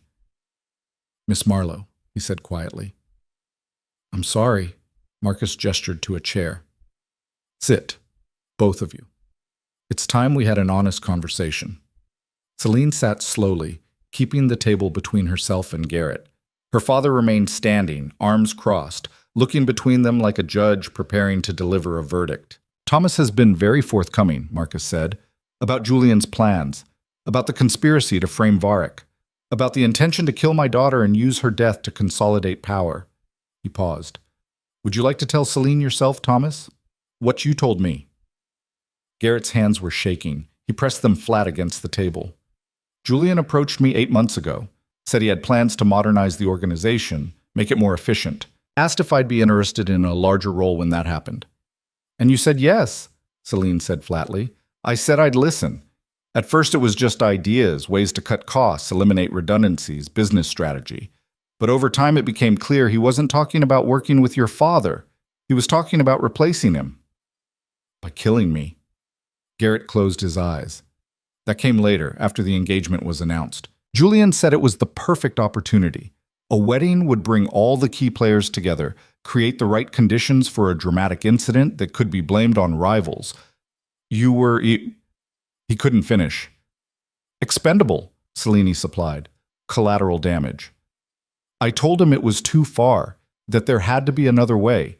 But he said this was the cleanest option. Quick, decisive, would achieve multiple objectives at once. Garrett finally looked at her. I should have gone to your father immediately. Should have refused. But Julian had leverage, evidence of things I'd done, mistakes I'd made. He said if I didn't cooperate, I'd go down anyway. Marcus's expression was carved from stone. So instead you helped plan my daughter's murder. I fed him information, coordinated timing, helped him identify which of your people might be sympathetic to his vision. Garrett's voice cracked. I convinced myself I was protecting my family, that if I went to prison, my daughter would lose everything. But there's no justification. I helped a man plan to kill a woman I've known since she was born. There's nothing I can say that makes that acceptable. Celine wanted to feel rage, wanted to scream at this man who'd betrayed her family, who'd helped Julian orchestrate her death, but all she felt was tired. Why are you telling us this now? She asked. Because Marcus caught me trying to leave the city, had his people waiting at the airport. Garrett looked at Marcus. And because when he asked if I wanted to make this right, or die knowing my daughter would grow up with a traitor father, I realized I had one chance to do something decent. Marcus pulled a recorder from his pocket, set it on the table. Tell her what you told me about tonight, about the attack on Varick's headquarters. Garrett took a shaky breath. Julian moved up the timeline when he learned you'd sent guards to protect Celine. He knew he was running out of time before your audit uncovered enough evidence to turn you against him completely. So he assembled everyone loyal to him, about 30 fighters, and planned a direct assault. The objective was to kill Celine and Varick, make it look like a gang war, and in the chaos, eliminate anyone else who might have evidence against him. Marcus Chen, Celine said. The man who warned us. Is he? Dead. Julian's people killed him during the initial breach. Made it look like he died defending Julian's position. Garrett's voice was hollow. That's how Julian operates. He eliminates loose ends. And you would have been next, Marcus said. After Celine was dead and I'd committed my forces to war with Varick, Julian would have found a way to dispose of you. Can't have anyone who knows the truth still breathing. Garrett nodded slowly. I know. Marcus turned to Celine. Thomas has agreed to testify, to provide evidence of Julian's conspiracy, his embezzlement, his plans for the organization. With his testimony and the audit findings, I have enough to move against Julian legally and professionally. Legally? Celine's laugh was bitter. Dad, Julian just attacked Damien's headquarters with armed men. He tried to kill me. This isn't about legality anymore. It's about not starting a war I can't control. Marcus sat down heavily. If I just kill Julian, his people will scatter or retaliate. Some of them genuinely believe in his vision for the organization. They'll see me as the obstacle. But if I expose him, prove he's been stealing and planning to betray everyone who trusted him, they'll turn on him themselves. It made sense from a strategic perspective. Celine could see the logic, but it felt inadequate, like trying to solve murder with paperwork. What about Damien? She asked. Julian's people are still attacking his headquarters. People are dying right now. My guards are there. They're helping Varick's people defend the building and contain Julian's forces. Marcus looked at her steadily. I can't prove Varick's innocence to the world, but I can make sure he's not framed for your death.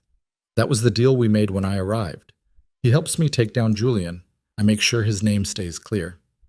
You made a deal with Damien? We both want Julian stopped. That makes us temporary allies. Marcus's expression was unreadable.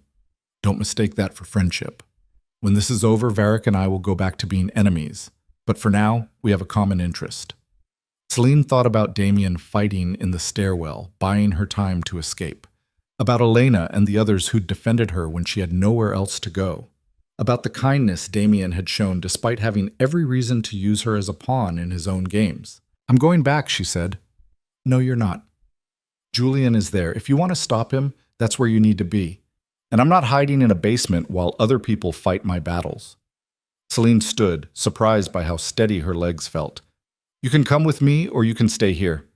But I'm going back." Marcus and his daughter stared at each other across the table.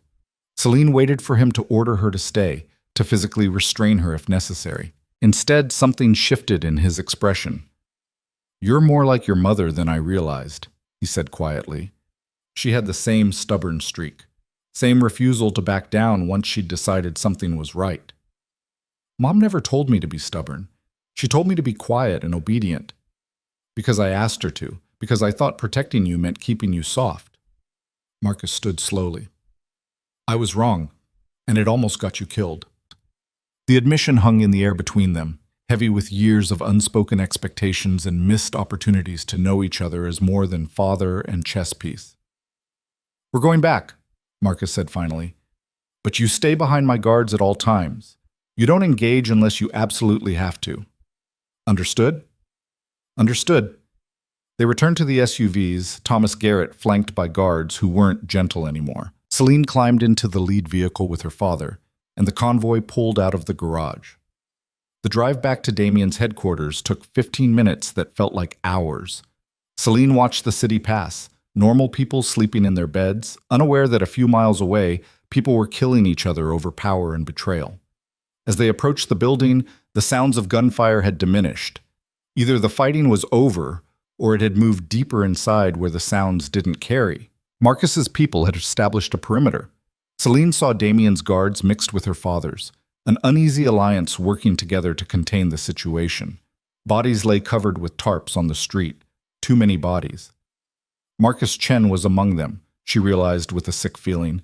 The man who'd risked everything to warn them, who'd chosen conscience over survival.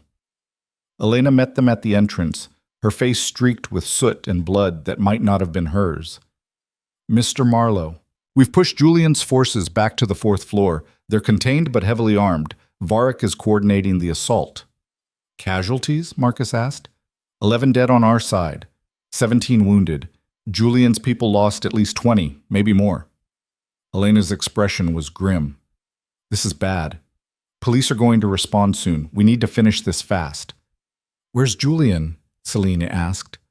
4th floor with the rest of his people. He's demanding safe passage out of the city in exchange for standing down." "Don't give it to him," Celine said immediately. "The moment you let him walk, he'll regroup and come back harder." Marcus looked at her. "What would you do?"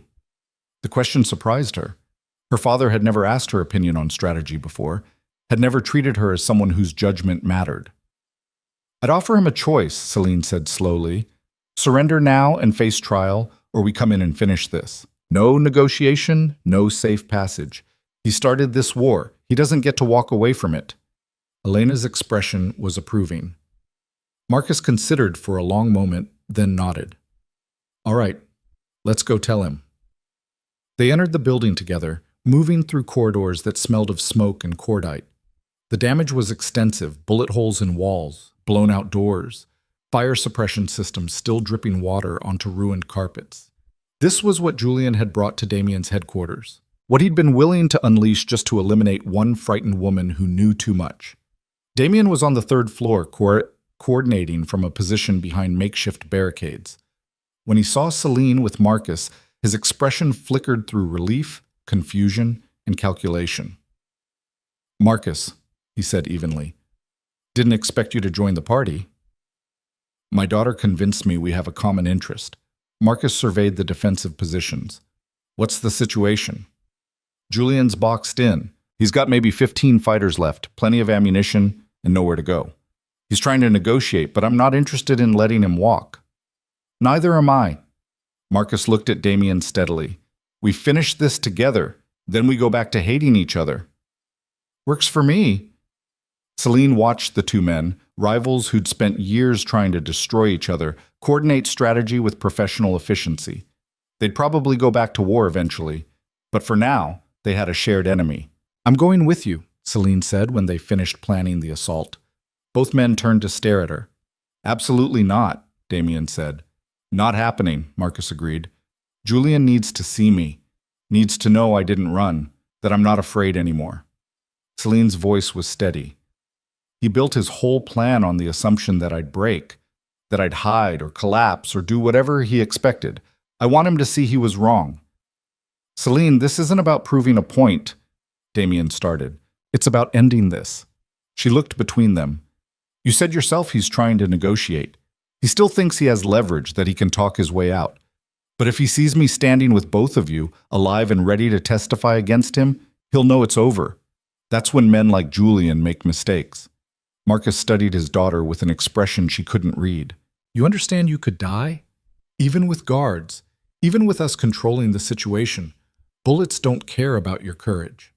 I know, but I'm tired of hiding, tired of being the frightened girl everyone expects. Celine met her father's eyes. You asked what Mom would do.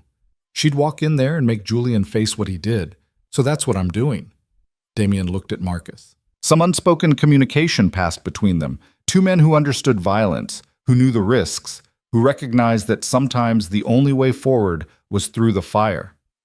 She stays behind both of us, Marcus said finally. Any shooting starts, she hits the ground immediately. Agreed, Damien said. They assembled a team, 12 fighters split evenly between Marcus's people and Damien's. Celine stayed in the center of the formation, flanked by guards on all sides. They moved up the stairwell to the 4th floor, where Julian's remaining forces had barricaded themselves in what used to be a conference area. Julian Cross, Marcus called out when they reached the defensive position. It's over. Your people are dead or surrendered. You're surrounded. Come out and we'll end this without more bloodshed. Silence. Then Julian's voice, still carrying that same smooth confidence. I'd rather discuss terms, Marcus. I have information you'll want, evidence about your competitors, leverage you can use. Let me walk, and it's yours. I have all the evidence I need. Thomas Garrett is cooperating fully. A longer silence. Celine could almost hear Julian's mind working, recalculating. Then let's talk about mutual benefit, Julian tried again. I walk away. You keep your daughter and your organization. Everyone wins. Everyone except the people you killed tonight. Marcus Chen, Torres, Martinez. All the others who died because you couldn't accept that murder isn't a business strategy. Marcus's voice hardened. You're finished, Julian. The only question is whether you surrender or we come in shooting. You won't risk it. Too much collateral damage. I've got hostages up here, some of Varick's people we captured during the breach. Damien's jaw tightened. He looked at Elena, who nodded confirmation. 3 of their people were unaccounted for. Doesn't change anything, Damien said. You hurt them. You die harder. That's your only guarantee. Celine stepped forward, moving past the guards before anyone could stop her. She walked to where she could be seen through the gaps in Julian's barricade, standing in the open with her father and Damien on either side. Julian, she called out. It's me, the mouse, the lamb you thought would walk to slaughter. She heard movement behind the barricade. Then Julian stepped into view, and for the first time since she'd known him, he looked disheveled. His perfect hair was mussed, his suit torn, blood on his collar from a wound she couldn't see. But his eyes were still cold, still calculating. Celine, he said. Still hiding behind stronger men, I see. I'm not hiding. I'm standing right here where you can see me. Still alive, still ready to testify about every word I heard you say. She took another step forward, ignoring the hissed warnings from the guards behind her. You were right about one thing. I am soft. I don't like violence. I spent my whole life avoiding it. But you taught me something important these last few days. What's that? That sometimes the only way to stop a monster is to stop running from it. Celine's voice didn't shake. You're done, Julian. Your plan failed. Your people are dead or captured. Thomas Garrett is cooperating with my father. You have nothing left to negotiate with except hostages, and killing them just makes your situation worse. Julian's expression shifted, mask finally cracking. You think you've won? You think standing there with Daddy and Varick makes you strong? He laughed, and there was genuine malice in it. You're still the same frightened girl who ran from her wedding. Still weak, still alive, Celine interrupted. which is more than you'll be if you don't surrender in the next 60 seconds. The deadline hung in the air. Celine watched Julian's face cycle through emotions: rage, calculation, desperate searching for any angle he'd missed. But there was nothing left. No leverage, no escape, no way to talk his way out of the corner he'd backed himself into. Finally, he lowered his weapon. "I want immunity," he said. "Full cooperation in exchange for witness protection, and—" "No," Marcus's voice cut through. "You get a cell and a trial. That's all." Julian's people began emerging from behind the barricade, hands raised, weapons dropped. They looked exhausted, defeated, some of them barely more than kids who'd believed Julian's promises of power and progress. The hostages came out next. Damien's 3 people, bruised but alive. Elena moved to get them medical attention. And finally, Julian himself stepped fully into view. 2 of Marcus's guards moved to restrain him, pulling his arms behind his back with efficient brutality. "This isn't over," Julian said as they cuffed him. He was looking at Celine, and the hatred in his eyes was pure. "You think you've beaten me? You've just started a war. My people will—" "Your people just watched you lose to a woman you called a mouse," Celine said quietly. "They're not following you anywhere." Marcus's guards led Julian away. Celine watched him go, this man who'd planned her death so casually, who'd seen her as nothing more than an obstacle to be removed. Part of her wanted to feel victorious. Mostly, she just felt tired. Damien appeared at her shoulder. "You okay?" "I don't know yet," she admitted. "Ask me tomorrow." "Fair enough." He looked at Marcus. "We need to clean this up before the police arrive. I've got people who can make it look like it was Julian's crew fighting among themselves. Keep both our names out of it." "Appreciated." Marcus extended his hand. Damien took it, and they shook once. Brief, businesslike, already returning to the roles of enemies temporarily allied. Then Marcus turned to Celine. "Let's go home." Home. The word felt strange. The house she'd grown up in suddenly seemed like it belonged to a different person, someone who didn't exist anymore. But she nodded and followed her father out of the building, past the bodies and the damage, and the evidence of a war she'd somehow survived. In the SUV, Marcus was quiet for a long time. Then, "I underestimated you. I won't make that mistake again." It wasn't an apology, but for Marcus Marlowe, it might have been as close as he could get. "What happens now?" Celine asked. "Now we rebuild. Figure out who in my organization was loyal to Julian, clean house, establish new security protocols." He paused. "And you decide what you want to do. You've earned the right to choose your own path." The offer hung between them, freedom, after a lifetime of being told where to go and who to be. Celine looked out at the city passing by, dawn starting to break over buildings that had no idea what had happened in the darkness. Somewhere out there was a life she could build herself, brick by brick, without anyone else's expectations weighing her down. She had no idea what that life looked like yet, but for the first time in 23 years, she had the chance to find out. The Marlowe estate looked exactly as it had the morning of Celine's wedding: manicured gardens, imposing architecture, every detail calculated to project wealth and power. But Celine felt different walking through the front door. The house hadn't changed. She had. Her mother was waiting in the foyer, still dressed despite the early hour. She took one look at Celine, dirty clothes, exhaustion written across her face, the weight of violence still clinging to her, and her carefully composed expression crumbled. "Oh, sweetheart." She pulled Celine into an embrace that smelled of expensive perfume and desperation. "I was so worried. Your father wouldn't tell me anything, just that you were safe and he'd bring you home." Celine let herself be held for a moment, then gently pulled back. "I'm fine, Mom." "You're not fine. Look at you." Her mother's hands fluttered toward Celine's face, her hair, wanting to fix what couldn't be fixed with grooming. "What happened? Where have you been?" "Margaret." Marcus's voice was quiet but firm. "Let her breathe." Celine's mother stepped back, hands clasped together to stop their shaking. "I don't understand any of this. The wedding was supposed to— Julian said you were having a breakdown, that you'd run to Varric because you were confused and frightened. But then your father left in the middle of the night with armed men, and I heard explosions, and—" Her voice broke. "Someone needs to tell me what's happening." Marcus and Celine exchanged a look.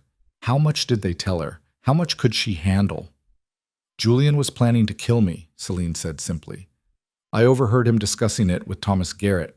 He was going to make it look like Damien Varick's people did it. Use my death to push Dad into a war. I ran because staying meant dying. Her mother went very pale. That can't be. Julian is in custody, Marcus said. Thomas Garrett is cooperating with federal investigators. We have evidence of embezzlement, conspiracy, and tonight's attack on Varick's headquarters where 11 people died. It's over, Margaret. Julian is finished. Celine's mother sank into a chair, her perfect posture finally collapsing.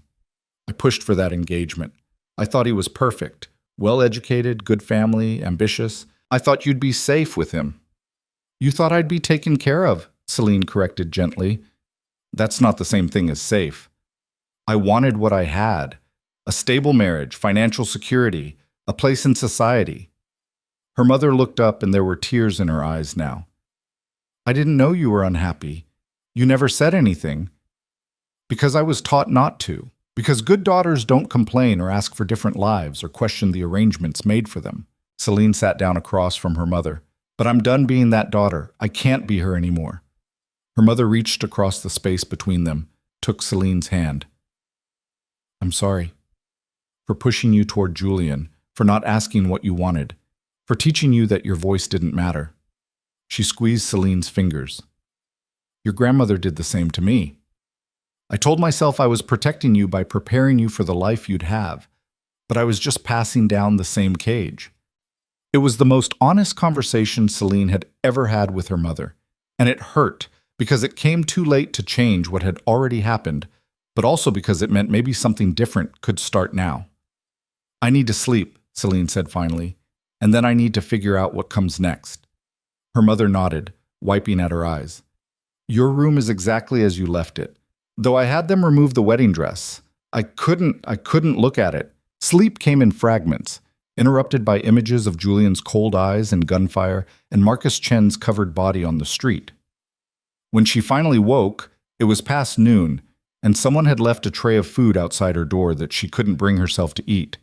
She found her father in his study, surrounded by papers and talking on the phone in clipped tones. He gestured for her to sit, finished the call, then poured 2 glasses of whiskey even though it was barely afternoon. Federal prosecutors want to talk to you, he said, handing her a glass. About what you overheard, about Julian's plan. They're building a case. When? Tomorrow, if you're ready. Next week if you're not. They're being patient because you're the primary witness.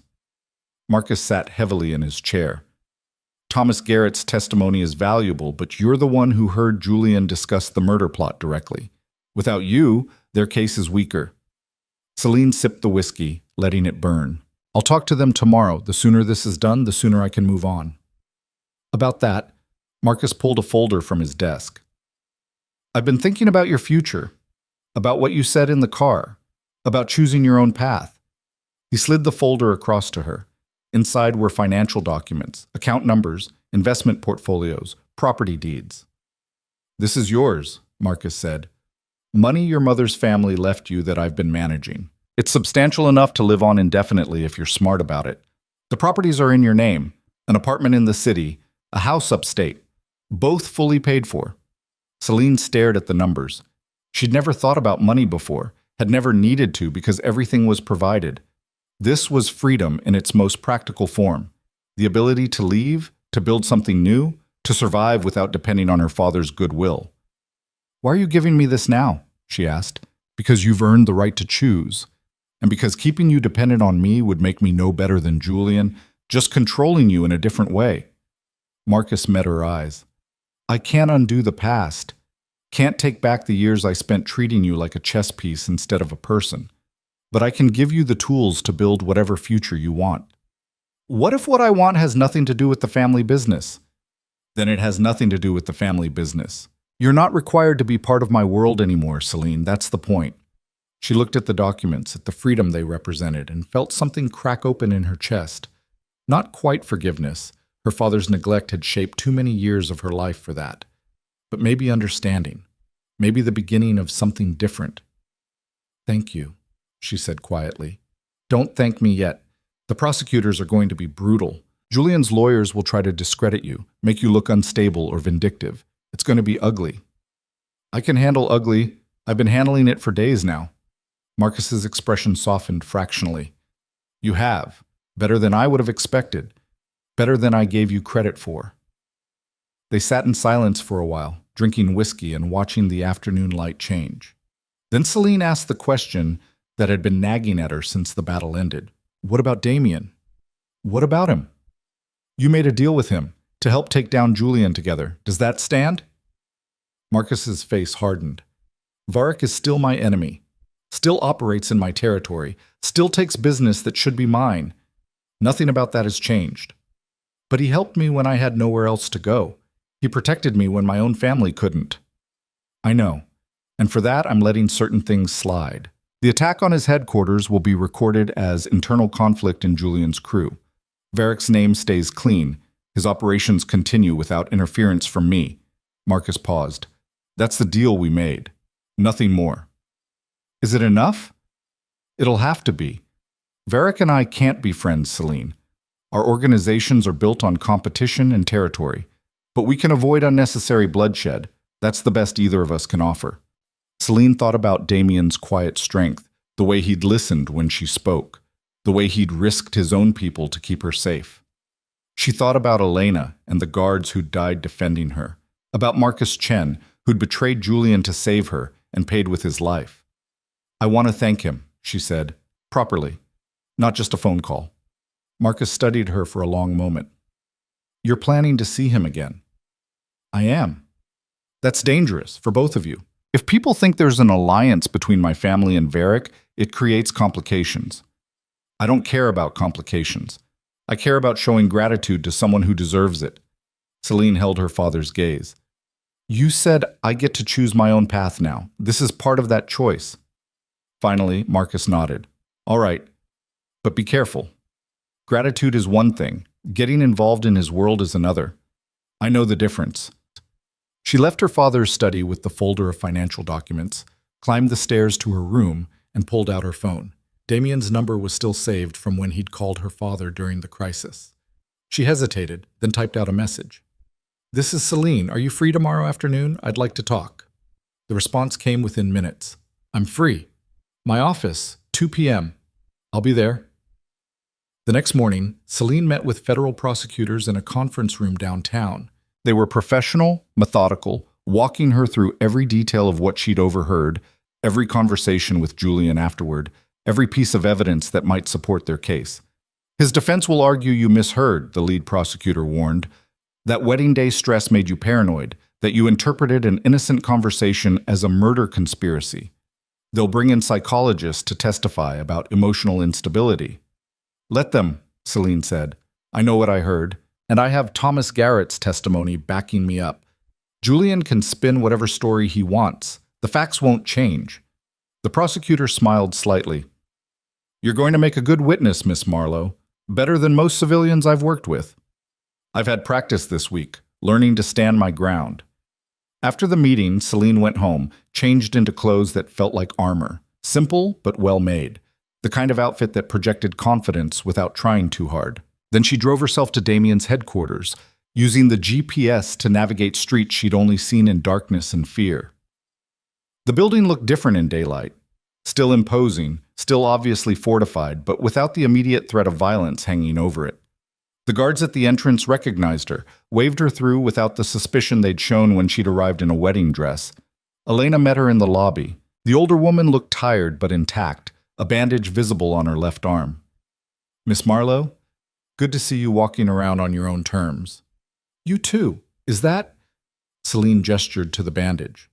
Graze from the firefight. I've had worse. Elena led her toward the elevator. Mr. Varric is expecting you. Fair warning, he's been working nonstop since everything went down. Coordinating cleanup, managing fallout, dealing with your father's people. He's running on coffee and spite at this point. They rode up in silence. When the elevator doors opened, Damien was at his desk, exactly as Elena had described, surrounded by papers, coffee cup at his elbow, looking like he hadn't slept in days. He stood when Celine entered. You look better than the last time you were here. I'm not running for my life anymore. That helps. Celine sat in the chair across from his desk. How's the recovery going? Slowly. We lost good people, rebuilding trust, reinforcing security, making sure Julian's remaining loyalists don't try anything stupid. Damien poured coffee, offered her a cup. Your father's kept his word about keeping my name clean. The official story is that Julian's crew had a falling out. It'll hold. Good. Celine accepted the coffee, wrapped her hands around the warm cup. I came to thank you for everything you did, for believing me when my own father wouldn't, for giving me a place to hide, for teaching me I didn't have to be helpless. You were never helpless. You just didn't know it yet. Damien sat back down, studied her across the desk. What are you going to do now? Go back to being Marcus Marlowe's daughter? I don't know how to be anything else. Sure you do. You proved that over the last week. You were sharp, observant, braver than you gave yourself credit for. Those skills don't disappear just because the crisis is over. Celine thought about the folder of financial documents, the freedom her father had given her, the blank slate of a future she could design herself. I've been thinking about that, about what I'm good at, what I noticed while I was here. And I'm good at watching people, at seeing patterns in how they interact, who trusts who, where the power really flows. I did it my whole life at family dinners and business meetings, just watched and listened while everyone assumed I wasn't paying attention. Damien's expression sharpened with interest. That's a valuable skill. I was thinking I could use it, not in my father's world or yours, somewhere neutral, somewhere I could help people navigate situations without getting caught in the crossfire. She paused, trying to articulate the idea that had been forming. Maybe consulting work, helping people understand the dynamics in their organizations, identify potential threats before they become violent. You want to be a professional observer.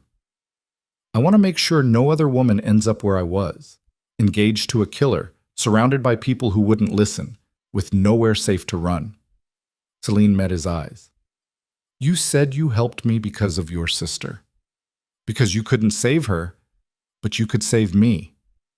I want to do the same thing. Help people who are trapped in situations they can't see their way out of. Damien was quiet for a long moment, turning his coffee cup in his hands. It's dangerous work. The kind of people who need that help are usually in dangerous situations. You'd be walking into crisis after crisis. I know, but I'd be doing it on my own terms, using skills I actually have, helping people who need it. That's more than I had a week ago. You'd need training, security, self-defense, conflict resolution. Can't just walk into volatile situations with nothing but good intentions. I know that too. I'm not naive about what it would take. Celine set down her coffee cup. But I'm willing to learn, willing to work for it. Damien studied her for a long moment, and Celine could see him calculating, weighing options, considering possibilities. Finally, he said, I might know someone who could help. Former FBI, works with domestic violence victims now, helps them escape abusive situations safely. She's good at what she does, trains people how to de-escalate, how to recognize danger signs. If you're serious about this, I could make an introduction. I'm serious. Then I'll set it up. Damien pulled out his phone, made a note.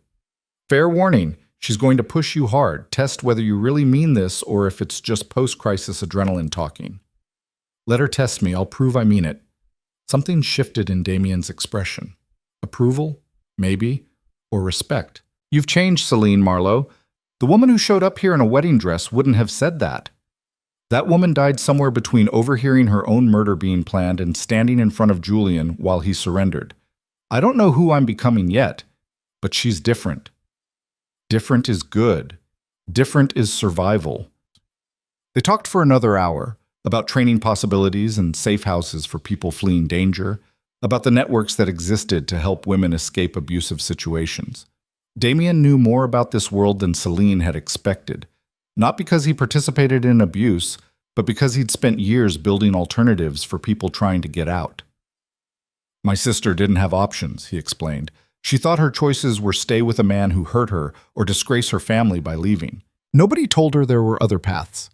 Nobody gave her resources or support, or even just listened when she tried to talk about what was happening. His voice was tight with old pain. I've spent 15 years making sure other people have the options she didn't. It's not enough. It'll never be enough. But it's something. Celine understood then why Damien had helped her so completely, so immediately. She'd walked into his headquarters and represented every person he'd failed to save, every woman trapped by powerful men and rigid expectations. Helping her had been about more than preventing a war or gaining leverage. It had been about finally doing what he couldn't do when it mattered most. "Thank you," she said quietly, "for seeing me as a person instead of a pawn. You made that easy. You showed up and told the truth, even when it was terrifying. That takes courage most people don't have." Damien stood, walked around the desk. "You're going to be good at this work, Celine, better than you know. Just don't lose yourself in other people's crises. Remember, you have a life worth living too." "I'll try." "Good enough." Elena appeared in the doorway. "Sorry to interrupt, but we have a situation at the East Docks that needs your attention." Damien nodded, already shifting back into the role of crime boss coordinating operations. Celine stood to leave, but he stopped her with a hand on her arm. "One more thing. Your father and I have an understanding now. We stay out of each other's way, avoid unnecessary bloodshed. But that doesn't mean we're friends. If you keep coming here, people will notice. They'll make assumptions about alliances that don't exist." "I know, but I'm not going to stop seeing you just because it's politically complicated. You're—" Celine paused, searching for the right word. "You're someone I trust. That's rare enough to be worth protecting." Damien's expression softened fractionally. "Same. Which is why I'm telling you to be careful. Trust is valuable, but it's also dangerous in our world. Don't let it make you careless." "I won't." She left his office, rode the elevator down, walked out into afternoon sunlight that felt too normal for everything that had happened. The city continued around her, people shopping, working, living their lives without knowing that a few blocks away, a war had been fought and ended in the darkness. Celine drove home slowly, processing everything. She had money now, independence, the freedom to build whatever future she wanted. She had connections to people who could help her learn skills she'd need. She had a purpose that felt real, that used what she was good at instead of trying to force her into a mold that didn't fit. For the first time in her life, she had possibilities instead of obligations. Over the next month, Celine built the scaffolding of her new existence. She met with Damien's contact, a fierce woman named Rachel, who'd survived her own domestic violence situation and now spent her days helping others do the same.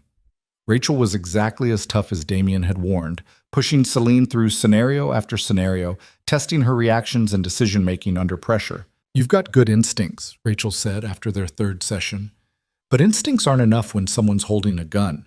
You need training, real training." So Celine trained. Self-defense classes that left her bruised and exhausted, conflict de-escalation workshops that taught her how to read body language and diffuse tension before it became violence, legal seminars that explained the systems people could use to escape dangerous situations. She also testified at Julian's trial. The defense attorneys were brutal, exactly as the prosecutors had warned. They painted her as unstable, vindictive, a jilted bride creating conspiracy theories to justify running from her own wedding. But Celine held firm, recounting exactly what she'd heard in calm, clear language that couldn't be shaken by aggressive questioning.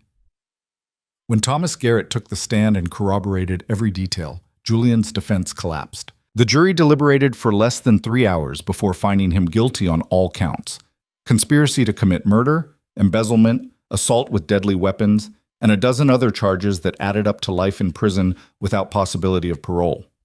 Celine attended the sentencing. She wanted to see Julian's face when he realized he'd lost everything: his freedom, his plans, his future. She wanted him to see her sitting in the courtroom, alive and whole, and ready to build a life he'd never be part of. When the judge delivered the sentence, Julian turned to look at her. For a moment, she saw the man who'd called her a mouse, who'd planned her death with casual indifference. Then guards led him away, and Celine felt something release in her chest. It was over. Really, truly over. Her mother hugged her in the courthouse hallway, crying with relief. Her father stood nearby, not quite smiling, but something close to it. "You did well," Marcus said. "Garrett's testimony was important, but you were the one who made the jury believe it. You stayed strong when they tried to break you down." "I learned from watching you," Celine said. "How to project confidence even when you're uncertain. How to control a room. All those business dinners I sat through, Turns out I was learning something useful after all. Marcus actually smiled then, brief but genuine. Your mother and I have been talking about making changes, about how we raised you, what we taught you to value. He paused. We want to do better, be better, if you'll give us the chance. It wasn't a full apology, but it was acknowledgement, which was more than Celine had expected. I'd like that, she said. But on new terms. I'm not coming back to live at the estate. I'm not rejoining the family business. I'm building something separate. We know, and we support it. Her mother stepped forward, took Celine's hand. I talked to Rachel, the woman you've been training with. She told me about the work you're planning to do. I want to help. Funding, connections, whatever you need. Mom, I can't undo the past. Can't take back the years I spent teaching you to be small and quiet and obedient. But I can help you build something that helps other women avoid the trap I fell into. Her mother's eyes were clear, determined. Let me do this, please. Celine looked at her parents, these people who'd shaped her, limited her, almost gotten her killed through their assumptions and expectations. They were trying. It was imperfect and late, and couldn't fix everything, but it was something. All right, she said, but I'm in charge. I make the decisions. You provide support, not control. Agreed, her mother said immediately. Agreed, her father echoed. 6 months after the night she'd run from her wedding, Celine opened the doors to her consulting practice. It was small at first, just her, an office in a building Damien had helped her find, business cards that read Marlowe Risk Assessment, helping you see what others miss. Her first client was a young woman who'd been offered a job at a company where the CEO had a reputation for inappropriate behavior with female employees. Celine helped her research the company culture, identify warning signs, and negotiate a contract that protected her legally if things went wrong. Her second client was a man whose business partner was making decisions that felt off. Celine spent 2 weeks observing their meetings, analyzing their interactions, and uncovered evidence that the partner was siphoning money for a competing venture. Word spread slowly but steadily. People in difficult situations, people who needed someone with sharp eyes and no stake in the outcome, people who were scared but not sure if their fear was justified. They found their way to Celine's office. She worked cases that ranged from corporate espionage to domestic abuse, from family business disputes to romantic relationships that had turned controlling. She helped people see patterns they'd been missing, connections that weren't obvious, danger signs they'd been ignoring. And every time she helped someone escape a situation that could have destroyed them, she thought about the girl who'd stood outside a library door in a wedding dress, hearing her own death being planned. That girl was gone. But what she'd become was better, stronger, sharper, purposeful in ways she'd never imagined possible. Damien became an unlikely friend. They met for coffee occasionally, compared notes on cases where their worlds overlapped, maintained a careful relationship that acknowledged their different worlds while respecting the bond they'd formed. Marcus grumbled about it, but he kept his word about not interfering. Elena sometimes sent referrals, women fleeing abusive partners who needed someone to help them disappear safely. Celine worked those cases for free, using the money her mother contributed to fund safe houses and legal assistance. A year after everything fell apart, Celine stood in her office late one evening, reviewing case files and sipping coffee that had gone cold hours ago. Her phone buzzed with a text from Rachel. New client coming your way. Scared college student, professor making threats. Sounds familiar? It did sound familiar. It would probably always sound familiar because men like Julian existed everywhere, using power and fear to control people they saw as beneath them. But now there was Celine, watching from the shadows, seeing what others missed, helping people find their way out before it was too late. She typed back, "Send her over tomorrow. I'll make time." Another buzz, this time from Damien. "Dinner this week? There's someone I want you to meet, another survivor doing good work. Think you'd connect?" "Sure. Thursday?" "Perfect." Celine set down her phone, looked out at the city lights beyond her window. Somewhere out there, people were trapped in situations that felt impossible. Somewhere out there, women were being told they didn't matter, that their voices weren't worth hearing, that obedience was safer than autonomy. She couldn't save them all, couldn't undo the systems that created these traps, couldn't single-handedly dismantle the structures of power that treated people as property. But she could help. One person at a time, one careful observation at a time, one escape plan at a time. The frightened bride in the ruined wedding dress would have thought that wasn't enough. But the woman Celine had become knew better. Sometimes saving one person was everything. Sometimes it was enough to be the voice that said, "I believe you. I see what's happening. You're not alone."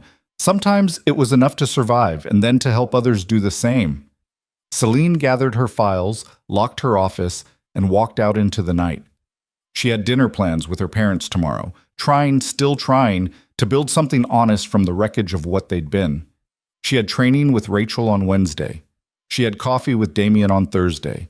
She had a life that was messy and complicated and entirely her own. And for the girl who'd spent 23 years being what everyone else wanted, that was more than enough. It was everything.